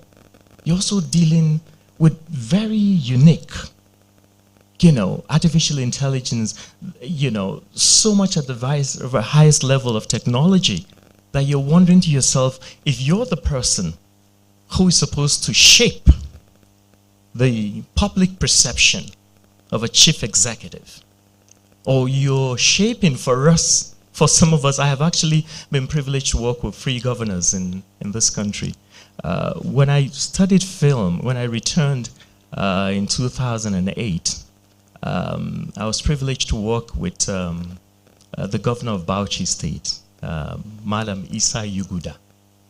I just went to visit him because for my dissertation movie from Ohio University, I kept coming to Nigeria. I came to Nigeria 6 times over the span of 3 years to produce a biographical historical documentary film on Malam Aminu Kano. How did I even do that? I went to the school library. It's called Alden Library there in Ohio, in Athens, small college town actually. And I saw a book written by an American called Alan Feinstein. He wrote the book. The book was titled The African Revolutionary, Life and Times of Malam Aminu Kano. And I'm like, Aminu Kano? Nigeria's Aminu Kano? So, I started reading, and I ended up reading, like staying in the library, till I had to just pick the book back with me. And when I read the book, and I saw how in-depth it was, and it captured the deeper nuances of northern Nigeria, and how this, Aminu Kano's life sort of epitomized the very early, political leaders we have. I dabbled into Saadu Zungura, I went to Nnamdi Azikiwe, I went to Christopher Ikigbo, and I said, oh my God, you mean I'm actually woven from the cloth of the same people? Like Aminu Kano, I'm just going to do a documentary on him. So I spent 3 years, and I kept coming to this country to have interviews, about the Aminu Kano documentary. Anyway, that was my dissertation film, and I sent it from school, and it got overall winning biographical documentary film in 2008. So, but when I went over to see Isa Yuguda, the governor then, because I had interviewed him, the process of what I was doing, he now said, would you like to be senior special assistant media? And like, I've never done it. And I didn't even know what to say. I said, Your Excellency, I actually came to invite you for the launching of my film. And the gentleman laughed. He said, go and think about it. So I returned here to Abuja, where I was. I used to be head of a radio station, which is like a few blocks from here, 96.9 Cool FM. I used to live there. So I went to the late Deputy Senate President, Nasru Mantu, and I said to him, so I went to see the governor of Bauchi State, and this man said I should be senior special assistant media. He said, what did you tell him? I said, well, I told him I just came with my video film. He said, go back, go back and accept the job. I didn't know it was hot cake till I got into the position. When I got into the position and they said, who is this boy? Where did he come from? We worked for this position all through the campaign period. And one small boy would come from nowhere and take over the position of being spokesman of the governor. There was a time the governor traveled and he left the deputy governor to preside over the executive council meeting. And they called me and they said, look, people are insulting the governor. You're not responding. Yes, I stood up, I said, well, it's normal, it's natural. He's a political figure. He should be insulted. Yes. They went and told the governor, what is this? They said, won't you write You know, okay, the backstory to Isa Yuguda's scenario in Bauchi was that the governor then was Minister of Transportation at the time. And then he was Minister of Aviation. And they were very close friends with the governor then, Ahmed Muazu. Very, very close. Mentor, mentee, Wike and this other gentleman. Sorry, I forgot I'm in the FCT. I thought I was in Lafayette. Sorry. I mean, if any Wike person is here, I'm okay. Well, I'm covered by KBC, no problem. You know, so basically, and that was exactly, so the minute I came in, they said, young man, every press statement, everything you write about us, indicate Ahmed Mazu did not do it. And I said, Your Excellency, we can't be moving forward and looking backwards. This man did his term, and we are doing a press statement, and we're saying, now we have built this road. But the previous governor did not do it. Let's just build our road. Let's, just draw a line and move on. But, that was the scenario I found myself. Bauchi, the environment was conservative. I had this liberal, and I'd been on radio, so I went through theater arts in the university, so I was used to what my teachers there, Prof.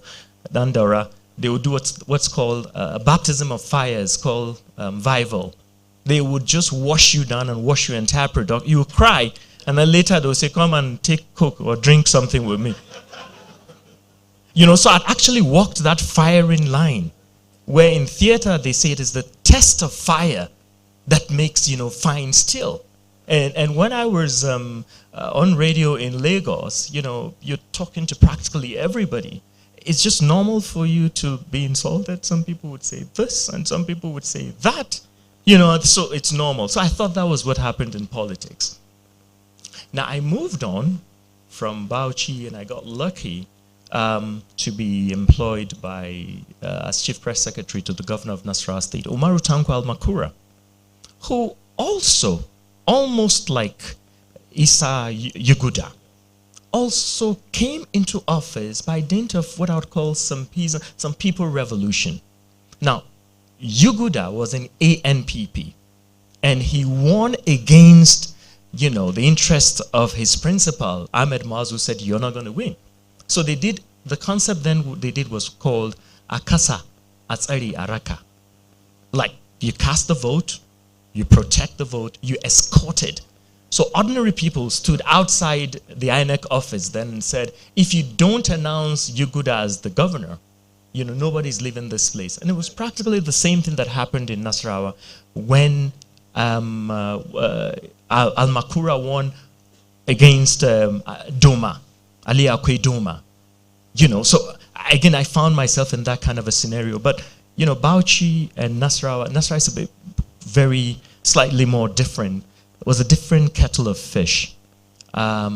Here, we had a governor. At that time, I think at the beginning of my shipping of whatever he was doing, they said Lafayette, the capital city, they used to say then was a glorified village, and that you would find it was the headquarters of motorcycles because you had just one asphalt graded road which traversed from Jos Road and meandered to Makurdi Road. Outside of that, every other street, you have, you don't really have roads. So infrastructure was what he concentrated on. And of course, his mantra then was seeing is believing. But then, although he was politically savvy, he had to deal with about 23 impeachment attempts on him. The House of Assembly was against him, and so on and so forth. So you have that. And in the middle belt, other things begin to prop up when you're shaping personality. Religion comes in. Ethnicity comes in. That was even more heightened the more with this current governor that I'm working with, Abdullahi Aisule. The last elections was such that it was trenchant in such a way that people were pulled from different directions. And I think, for me, it pointed to one or two. I'll just make one illustration. In 2000, just before the elections, that's the last governorship elections, along Kefi Abuja Road, there's Goshen City, which is presided over by the senior pastor. His name is Bishop David Abioye. You know, a video came out. We weren't very sure if the video was recorded just before the elections, or it was a sermon that was recorded sometime or long time before that time. But it was very apt and very timely. It was released. I have here, you know, what the bishop actually said. And it was directly something that, since I was the one shaping, you know, the image of the governor, I simply, no matter what I did, I simply could not run away from it. But what the bishop, the very good bishop did at that time from Goshen City was he said, you know, people in Nasarawa State, basically, okay, these were his exact words. I'm just going to read his exact words. So if you were in my shoes, I don't know what you would have done, applied whatever big picture. He said, vote for your fate in states where we have domination of Christians and they have been trampled upon the feet. It is not acceptable. Look at Nasarawa State, for instance, largely populated by Christians. How many commissioners do you have? Why do you think a Christian should not be the governor in the state? Why? Why are you calling other groups minority when they're not? Now, that's really sensitive. But if you're the person who is in charge of shaping the image of the governor, you certainly would have a midnight meeting with him. Your Excellency, what do we do? His first reaction was, let's keep quiet. Other politicians said, no, you should speak to your base. What would you say to someone who said, because this could be a matching call for others who aren't of your religion, because it would trigger something which could be realistic for some. Some would say, well, of course, they're dominating us. So I was actually straddled in between. I had to do a lot of biblical research, you know, and I wrote about temperament of giving sermons and how men of God should not dabble into the core politics. So the point for me is, if you're going to have a big picture approach to public relations, and then if you're going to initiate something that is seismic, almost like an earthquake, or almost like, you know, you're doing something which is like a volcanic eruption, what you need to do is have a broad aerial view. Just like that picture, you have a broad aerial view of the, you know, subject matter and the people that, you know, whatever is happening, and even your environment as well. It has to be very wide. And then you have to now, you know, research based, you have to connect the dots. If you do, just like Steve Jobs said, for you to connect the dots, you have to look backwards. Research works, education works. You can spend 18 hours on the job. And then, of course, you need to understand what the value set of your principle is. You know, the goal, the intrinsic nuances, what you can defend and what you think that you cannot defend. Because when it reaches a point where you think your integrity may not stand the test of what is going on, then you just simply take a bow.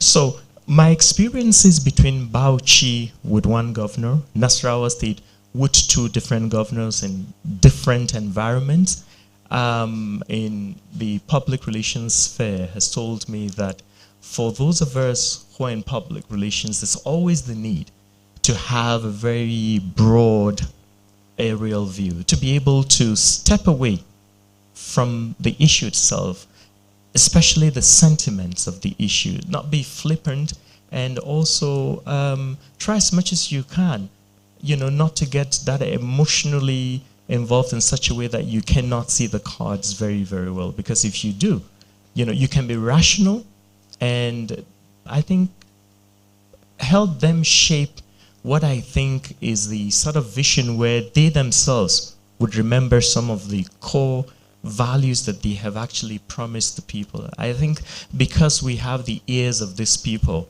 sometimes we think they know all, but you have to really argue with them. And I do that all the time. You're the only person that's saying to the governor this. I have to tell him this, because I would not be able to defend you well if I don't believe that. And I think that applies to everything you do in every other sector. I have been a little bit biased with politics because I've had a lot of my experience and privilege to work with like 3 governors.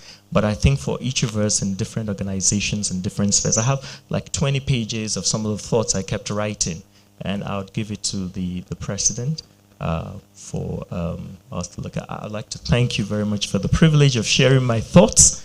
I'd like to welcome the #1 PR person in the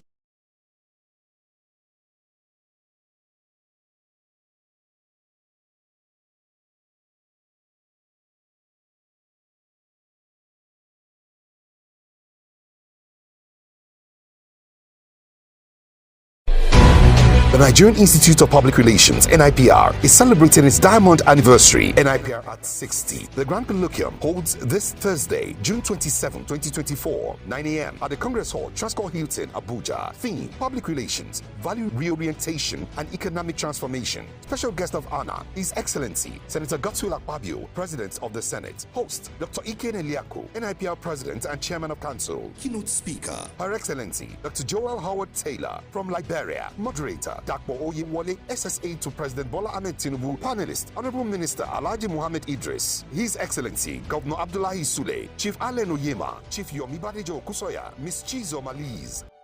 Same day, NIPR Grand Dinner and Awards, 5:30 p.m. at the Congress Hall, Transcorp Hilton, Abuja. Father of the Day, His Excellency, General Dr. Yakubu Gowon, NIPR at 60. Boldly, Public Relations. Professor E.S. Dandaura, Chairman Diamond Anniversary Committee. Announcer.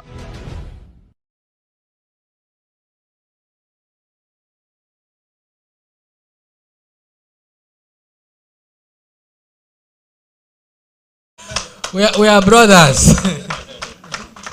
Distinguished ladies and gentlemen, I think we are all delighted at what we have just experienced.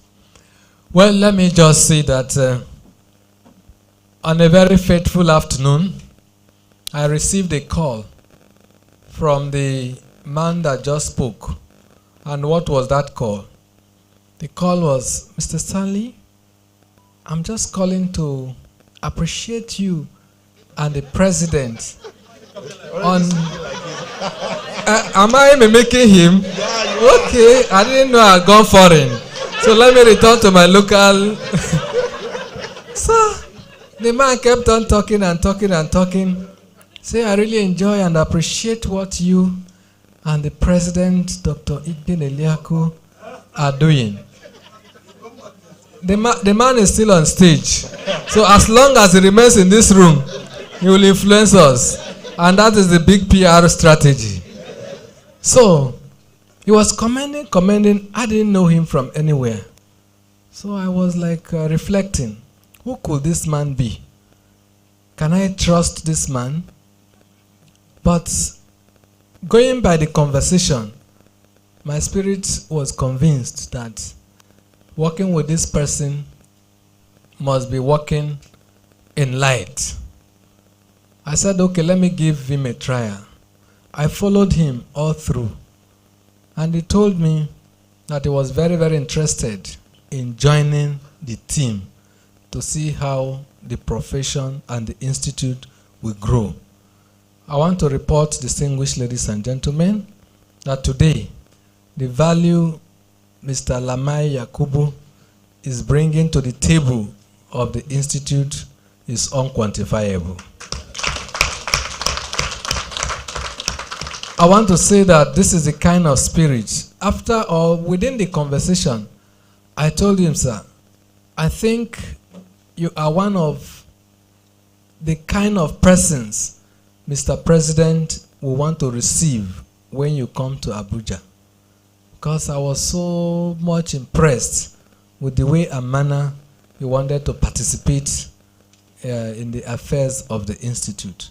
And I'm very glad that that meeting happened He came all the way from Nasarawa, had meetings with the president, and then is doing more than enough for the institute. Let's give him a bigger round of applause. I had followed him, we had discussed, and I went to Nasarawa on NIPR's platform to study and to be part of the summit.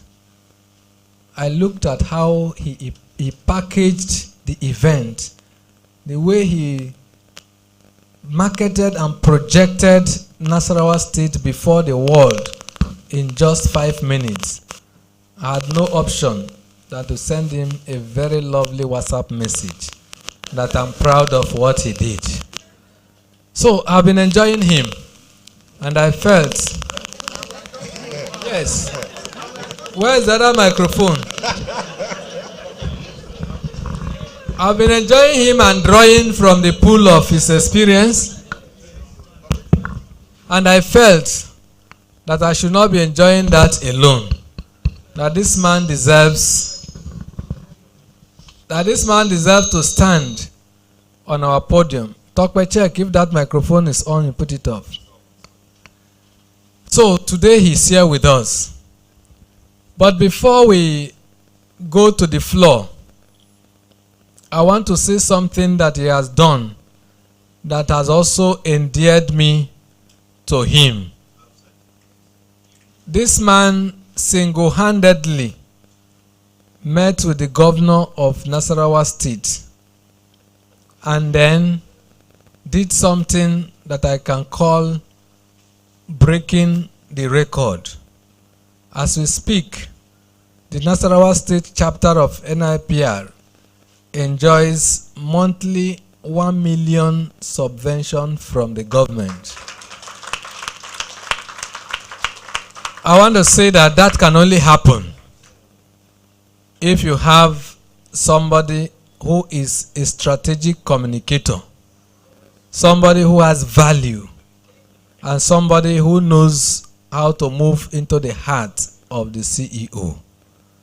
So I'm so glad and delighted that our counterpart in Nasarawa is enjoying that opportunity given by him. Yes, we are also happy because the chairman of Nasarawa State is our son, very proud one for that. So we have loaned him to Nasarawa State, and he's also doing his best to showcase what the FCT chapter can do. So I want to report that our son is doing well in Nasarawa State, and will continue to support him. So, Mr. Lamai Yakubu, thank you very much for supporting our Nasarawa State chapter. The FCT chapter remains grateful, and the institute remains grateful.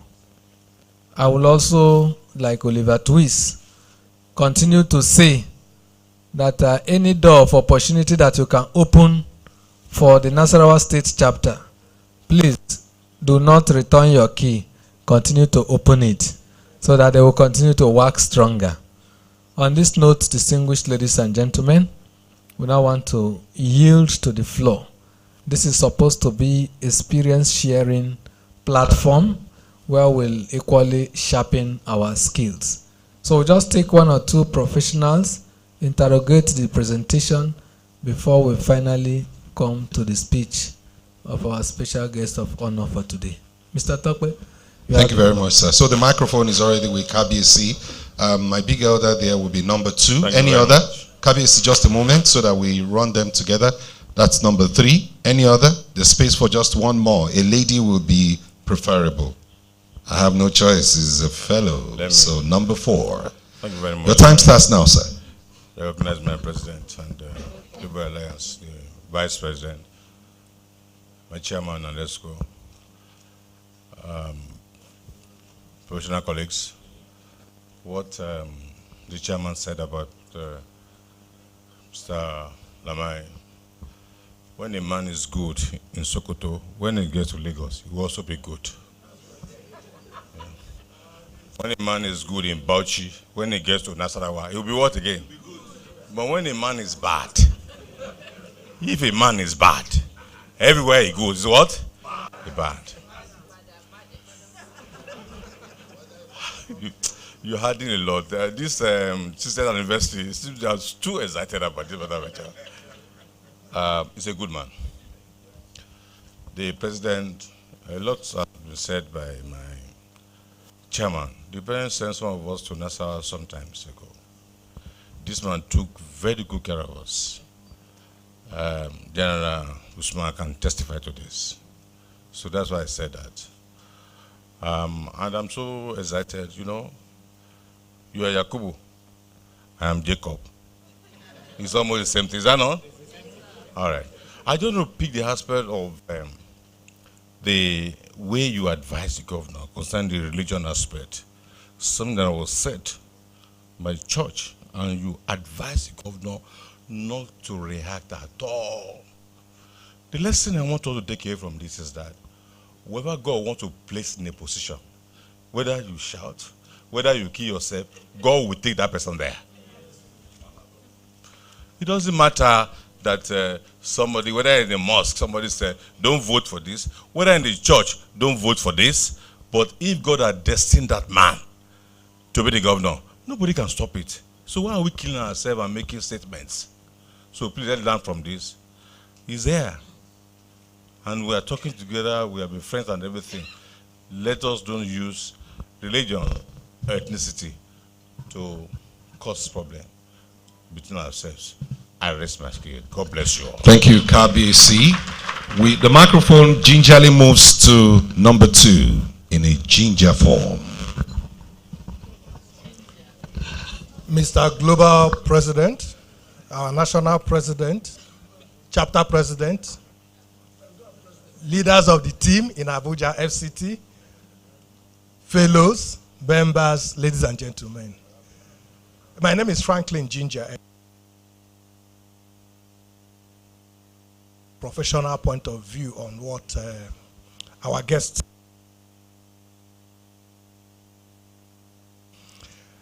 He works for my in-law, the governor of Nasarawa State, but that is not the interesting thing. I met him 2 years ago in my village.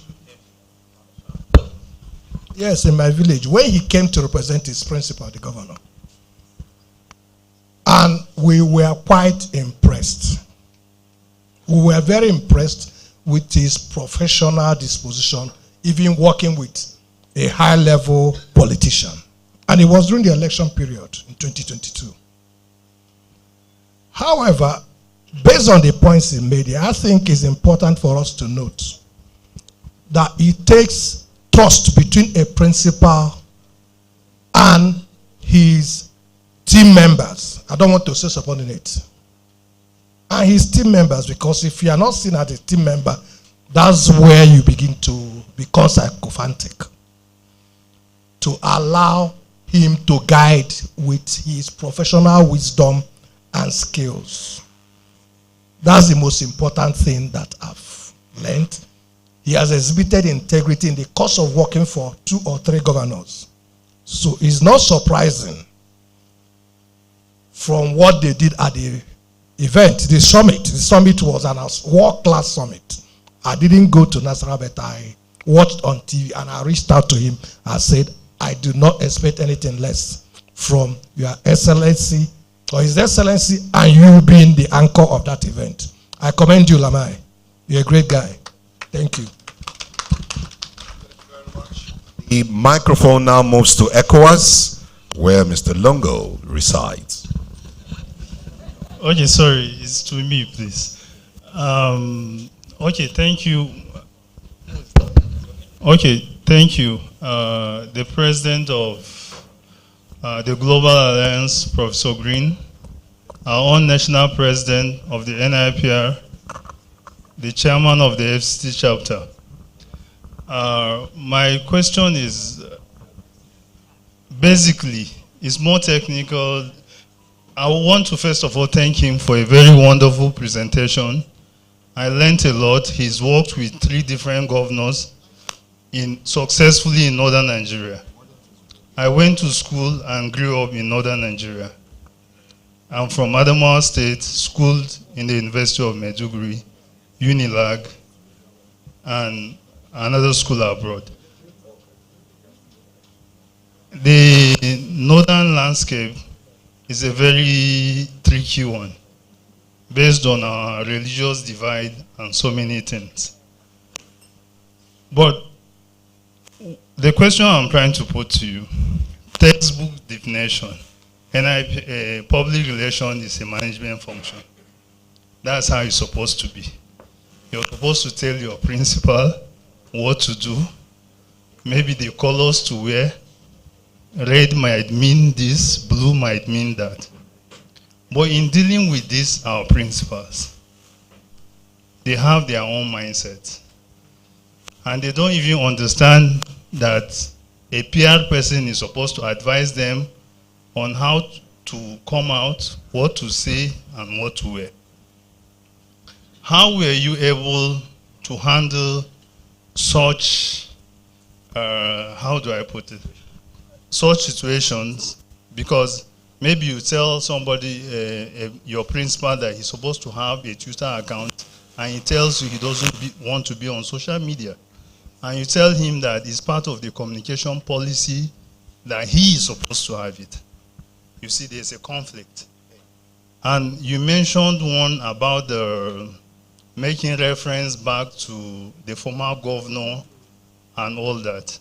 How are you able to do that? And what were the solutions you had for that? Thank you. Thank you very much. The microphone is now moving, swinging to the professor, but Dr. Peter Oyineye, fellow of the NIPR. Yeah, Professor Green and our own president, ladies and gentlemen. My challenge is that it's easy for any man to talk to any CEO who is ready to listen. But most CEO will not listen to PR people. The first reason is that many PR people do not know what they do listen to them. But when we organize programs like this and we have people from different parts of the country coming to talk to CEO about what public relation is. So it means it's not just my PRO talking to me. The president is talking to me, this is what PR is about. Maybe the vice chancellor is talking to me, this is what PR is about. Then they buy public relations. Until your boss buys PR, you are not going to achieve anything. So let's see, how can we sell PR to our bosses and our job will be made easier. Thank you very much. Thank you very much. We invite our very distinguished guest speaker and keynote speaker to prefer answers to this, and I've been told that he can do it singing or speaking, but it has to be very brief as possible. To the podium, sir. Okay, all right, thank you.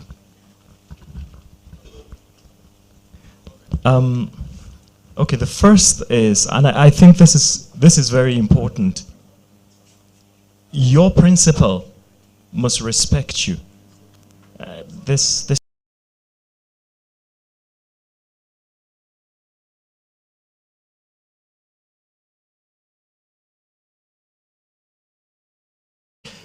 There was one time Ronaldo, I think there was a press conference, maybe a pre-match press conference or something, where Ronaldo, there were 2 bottles of Coca-Cola that was placed in front of Ronaldo.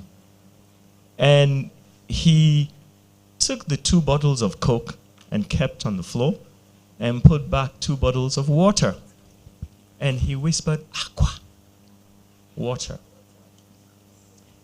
Now, Coca-Cola lost $40 billion because of that gesture of Ronaldo. But what did they do? They said every athlete has the right to choose whatever beverage he wants.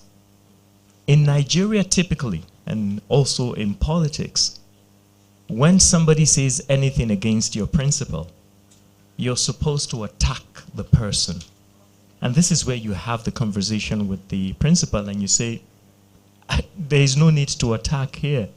Because even when you keep silent, it is also a big picture strategy. It just establishes you know, your level. So I think first and foremost, and I think my colleague said that, it has to do with, is the principal, is the CEO ready to listen to you? And it all depends on a few things that are personal to the CEO himself. The worldview of the CEO. What is his worldview? How cultivated is he? We had a scenario where Professor Emmanuel Andaura here called me and said to me, one of his students, a girl in the university, in the faculty, you know, was in her second year, and she had a medical condition, you know, and she needed to have some sort of a transplant. The monies that were required, you know, I went up and I met the governor, sitting with the deputy and so on, and I said, you know, there's a young girl that we need to help. And he said, okay, sure, why not? Send it to the Ministry of Health. We did, we sent that to the Ministry of Health. Government, typically, I think we give like 5 million or something. But the girl got a lot of donations online. And the next thing we knew was she was in India and successfully, you know, the procedure had taken place, but she didn't have money to leave the hospital. And there was supposed to be a balance of about 18 million naira. And they kept them technically imprisoned in the hospital, herself and her sister and I think her father or something. So I had to come and meet the governor. He kept worrying, the national vice president kept calling me, you know. So I went to His Excellency and said, you know, Your Excellency, this girl, I think she lives in Maraba or something. It doesn't, some said she was from Nasarawa State, some said she was from Kaduna State. I said, it doesn't even matter where she's from. We have to pay for her to return. And he reasoned with me, you know, so I said, okay, Your Excellency, you know what, let's just strike a bargain. You give me 15 million. He said, you want this thing to be normal practice every time? Okay, I'd give you 8 million. And he came out for a courtesy call. While he was doing his courtesy call, he usually takes the back door in. The door, only the governor goes in. Even the deputy governor doesn't go in. When he was finished, I stayed back when he finished, and I said, Your Excellency, I'm going to go through the front door and come back into the office with you. And the ADC and co were saying, Mr. Lamai, leave the governor. The man has said he would donate 8 million. Leave him alone now. You know, so the door was shut on me. And when he signed, when he gave the money, when I saw the approval that came, he sent 15 million naira. You know, I was so touched. I was so touched. I called him. I said, Your Excellency, I've seen your approval. Thank you so much. And I called him and I told him, call the parents. Then I called the hospital in India and they were saying they needed their balance. I said, no, you release this girl and they'll come. Otherwise, I won't give you people the 15 million. And that's how she came back. She's doing very well. She's back in the university. So first and foremost, you have to deal with a principal that has that worldview. And of all the ones that I have dealt with, this particular one has that natural disposition. So it's easier for me. So I think the first thing is you have to get somebody who has a worldview that is well cultivated. And then on your own, he has to respect you and the work you do. So there's a clear line, you know, and says, okay, Your Excellency, this is what we need to do and this is what we need to do. So I think, I think apart from that, someone talked about us, you know, training the CEOs and so on. I think gradually, as far as I'm concerned, what is happening on social media and so on and so forth, we saw the earthquake of, there was, I was in a meeting where they said before the 2023 elections, and I won't mention candidates, somebody said that candidate, forget him, that there is no there is no polling booth on social media. But after the elections, they regretted because they now knew that you can use the tidal wave of youth angst, of NSAS, of pent-up frustration to actually shift the playbook. So the playbook is changing. And if CEOs and principals would begin to realize that they would not sit down and just decide what happens on the outside, that the people are actually becoming activated and active in what they want, and they can actually decide and use their numbers.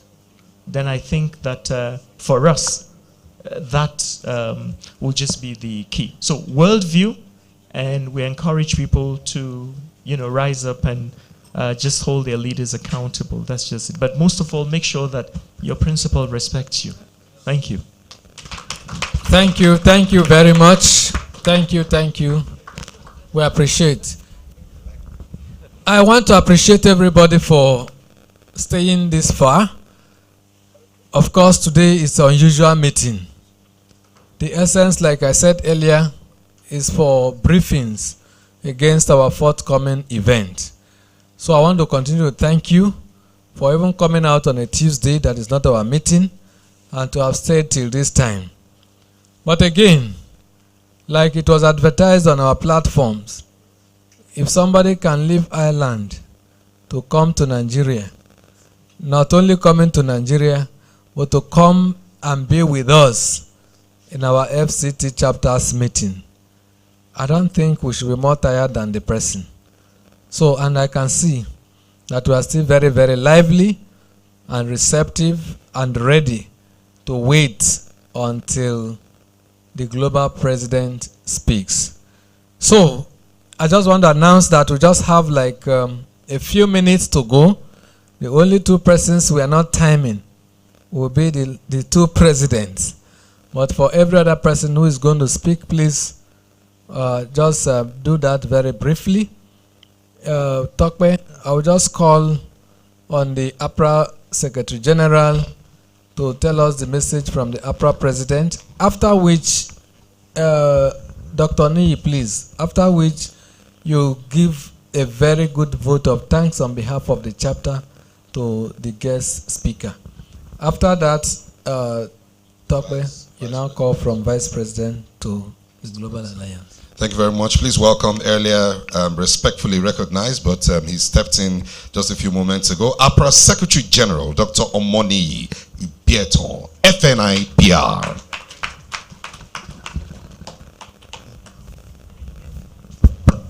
Thank you, Mr. President, the Global President, the wife of the President, who is here in her capacity as a member of NIPR, fellows, members, associates, brothers and sisters, I bring you greetings from the President of African Public Relations Association, whom I fetched at the airport when he arrived this morning. He had promised to be part of this process. He assured the NIPR president concerning this, and indeed we were at Human Rights Radio together. But as you are aware, shortly after, the crisis in Kenya became something else, As at the time I spoke with him, there had been about 60 deaths, and people had moved into the parliament insisting that they must take vengeance too on the parliamentarians. The crisis, for those who are not aware, it has to do with a tax that is about to be introduced. We pray for the people of Kenya and hope that they are able to get out of this, but he's been devastated because he's concurrently APRA president and the president.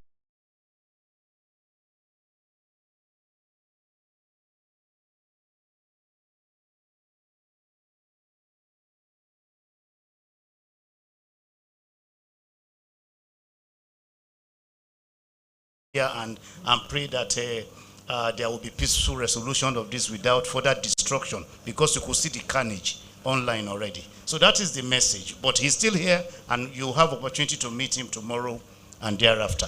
Thank you so much. Next, he'll give the vote of thanks, I believe. Okay, not right away. That's after. Is it right away? Okay. I asked Dr. Tokwe and he said that has to be later. Okay, so what do we say to somebody who's made a fantastic presentation? I mean, that connects, the theories and the practice of public relations. Not that, but proceeded to situate in context, the Africanity, the generosity, the capacity of a state chief executive to demonstrate his humaneness to all of us, and how those connect to the process of public relations.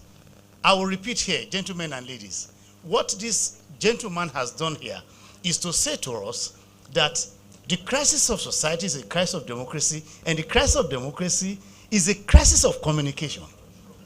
And I'm happy. And I'm happy that what we have listened to, we have gleaned so much from it. And I just want to thank him very sincerely to say we need to hear more from him, and to let each and every one of us also understand the fact that we have so much to offer. And until we take up the challenge of sharing our individual experiences, we will not know how much we have enriched the corpus of public relations. Thank you very sincerely, Mr. President, the chapter chairman, and all other persons present here. I thank our guest speaker once again very sincerely. Thank you. Thank you very much. Next to speak is the Vice President and Chairman of the Diamond Anniversary Committee. Please welcome Professor Emmanuel, God with us, Dandaura.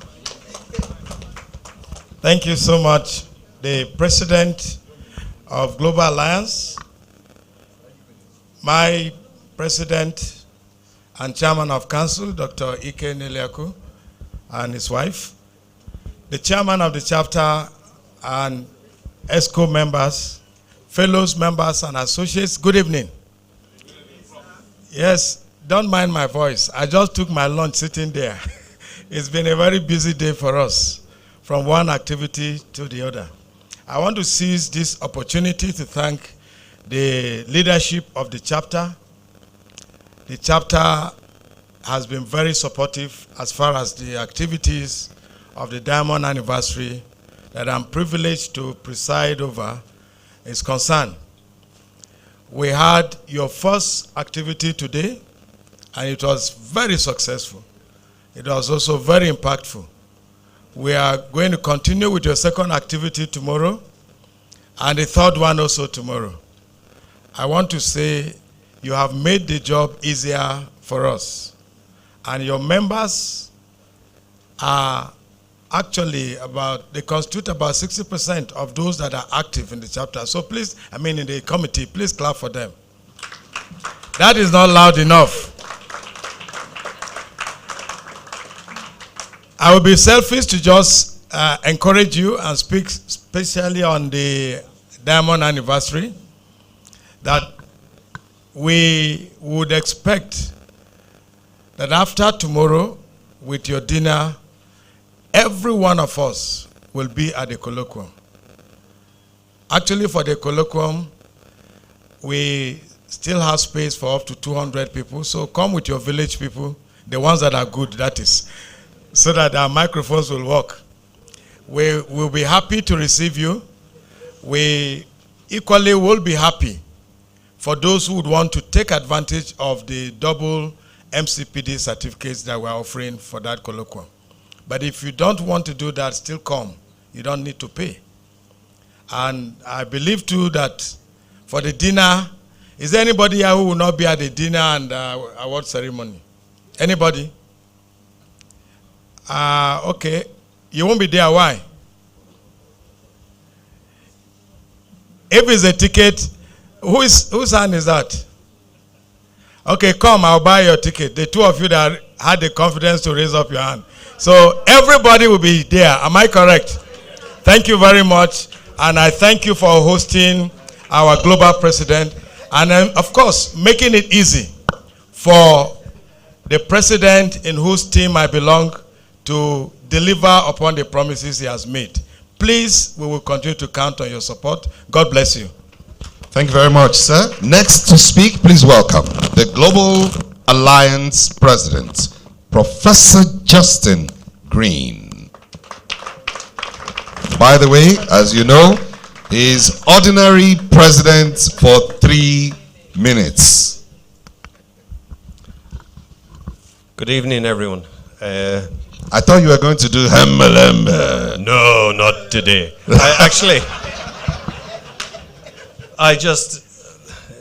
Can you introduce me again? This is the the ordinary president. Hembelembe. Hambalala.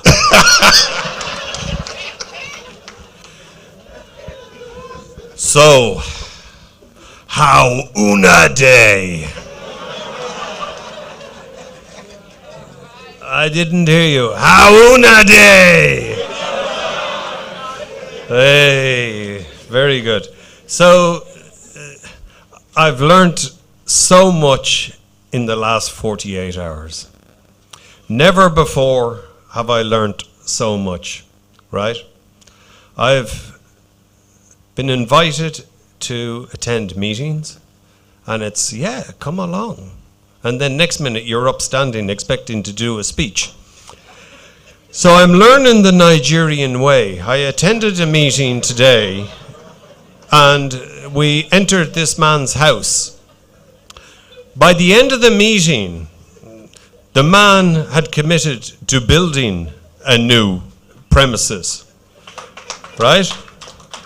And then I come along here and I hear your story about the guy that left minus £1 million from your conversation, who after the meeting.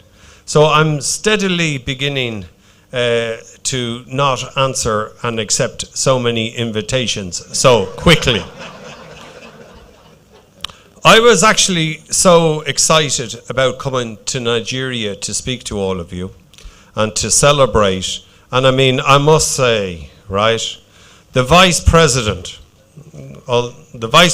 you can stand up, he can get off his phone.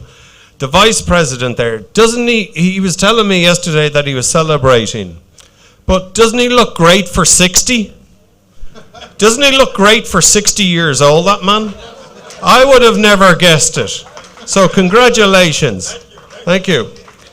So I actually got into a lot of trouble by coming to Nigeria. Okay? I came in good spirits. I came as a gesture of goodwill. I came with lots of enthusiasm. But the only problem is, I think I go home to a divorced wife. Because I forgot in my haste when EK was making the arrangements, and we were on the 12th of June there recently, and making arrangements for visas and everything. I forgot about our 25th wedding anniversary. Now, every woman here, right, I have just gone from there to here, right? So I'll wait and see what awaits me. But I must say that, you know, as PR practitioners, we are some, if not the most influential people in the world, right? We stand beside presidents, kings, queens, governments, leaders of countries, and we have the power to influence them. We stand next to them. And not only do we have the power, but you have the power. And each and every one of us here can change the world. And there is no other profession in the world that can actually achieve that and do that. So for me, the best job in the world I have is public relations. And it's the best job that there is going. And I could not think of a better way or a better way to fulfill my life than in order to enhance and educate and advance the public relations industry. Now, what I was saying earlier on, and sorry if I repeat if some of you were here, next month, Global Alliance will go to the United Nations to address the United Nations with the view to having responsible communication added as the 18th goal on the Sustainability Development Goals of their Charter in 2030. Over 120 organizations around the world have signed up to this. And one of the first organizations to sign up to it was NIPR. And I have to congratulate the leadership of NIPR, and especially EK for what he has done. But I must also point out that some of the enthusiasm that I gained was when I first came to Africa and I met a guy called YBO. And YBO instilled the vision within myself. And ever since then, I have been indebted to him. And I know he's close to a lot of your hearts. And also, Nigeria, I should say, is chairperson. Our chairperson, Dr. Wally, is actually from Nigeria. And our chairperson, he actually runs the Academic and Research Council of Global Alliance. So Nigeria is at the center of Global Alliance. But more importantly, I have learned more in the last 48 hours than probably I have done in the last year. And especially the way that you embrace people. Now, this morning I became an ordinary president. So not only am I in trouble with my wife, but EK has got me in trouble with my wife. EK has demoted me to an ordinary president. And you know what? I still have 2 days left. There may not be anything of me by the time I leave. So I enjoy joining the conversation, engagements, and thank you very much for your very kind hospitality. Thank you. Thank you very much. Thank you. Thank you very much, sir. Next to speak, when we voted for the new dawn, the Numero Uno chapter understood that we required a game changer. And the FCT is privileged to have with us once again, and you must know, for those who came from outside the FCT, that this is the only chapter where the president is a member. Please welcome the president of the New Dawn, the people's president, president and chairman of council, NIPR, Dr. E.K. Neliako. Sir. Thank you, Global President, Professor Justin Green, Vice President, NIPR, my wife, Mrs. Neliako, member of the Institute by her right,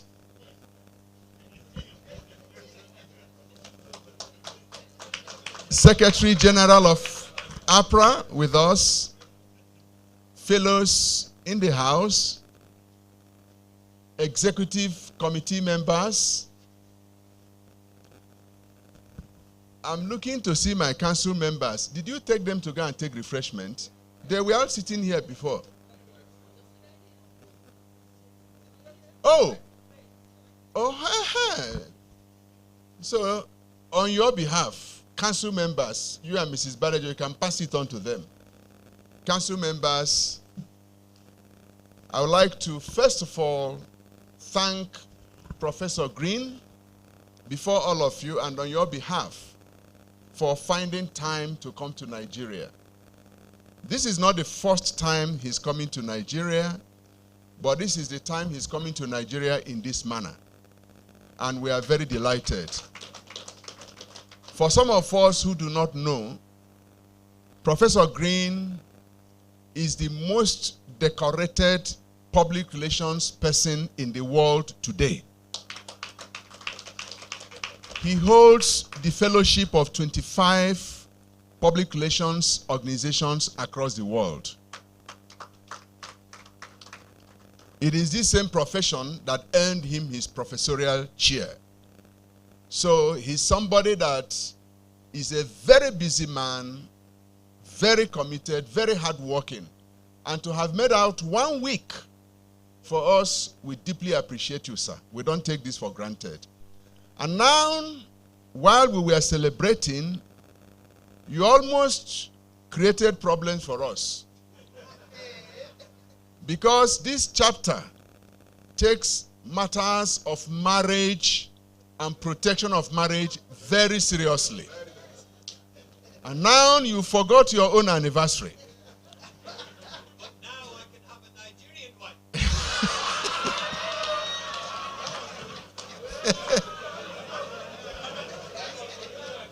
I was not here when it was said. I am now being told that that was your original agenda.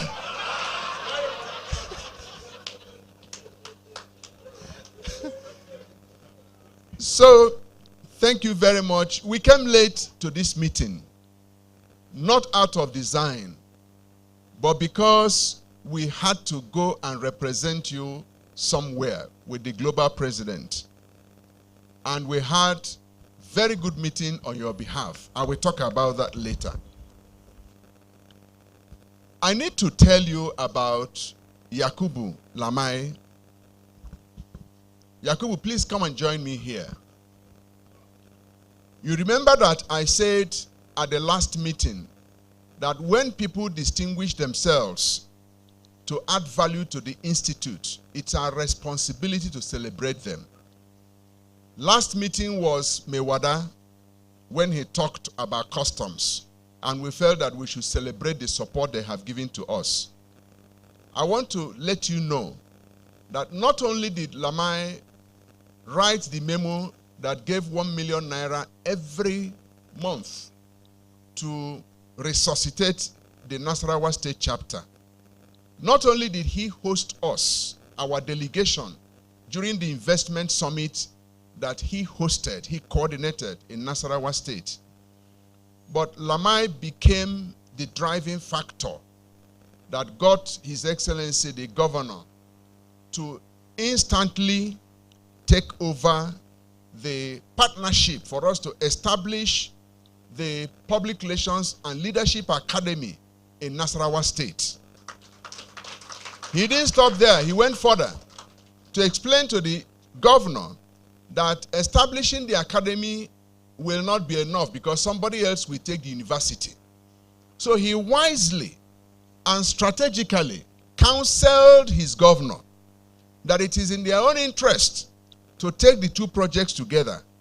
So the governor corrected his letter and said they will host the academy and host the university. That wasn't enough.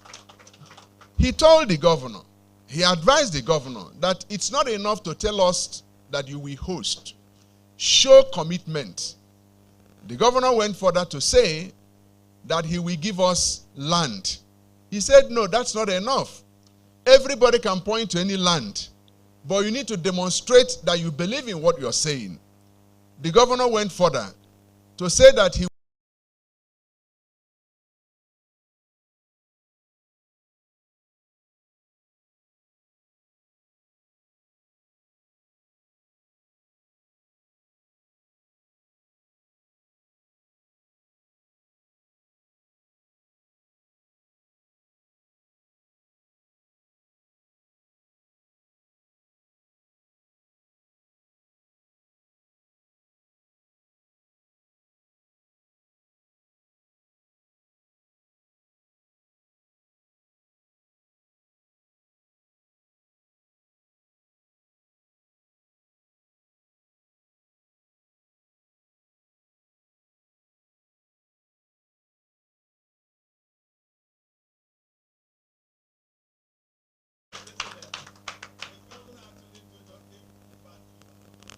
okay. The way he strategically packaged his presentation, His Excellency said, okay, you people should go and look for a place where you want and come back to me. That's where we are. Thank you, VP, for reminding me of that. In the course of his presentation, I listened to him very carefully.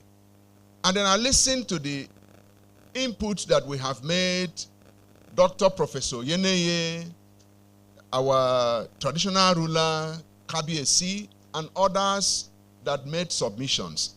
And I picked out two things, which I consider the big lesson from what has happened this evening. And it simply shows me that there are two things that drive what happens between you and your principal. First is value. Second is respect. If you don't earn the respect of your principal, he will not listen to you. And for you to earn the respect of your principal, you must add value to him. Every principal follows value.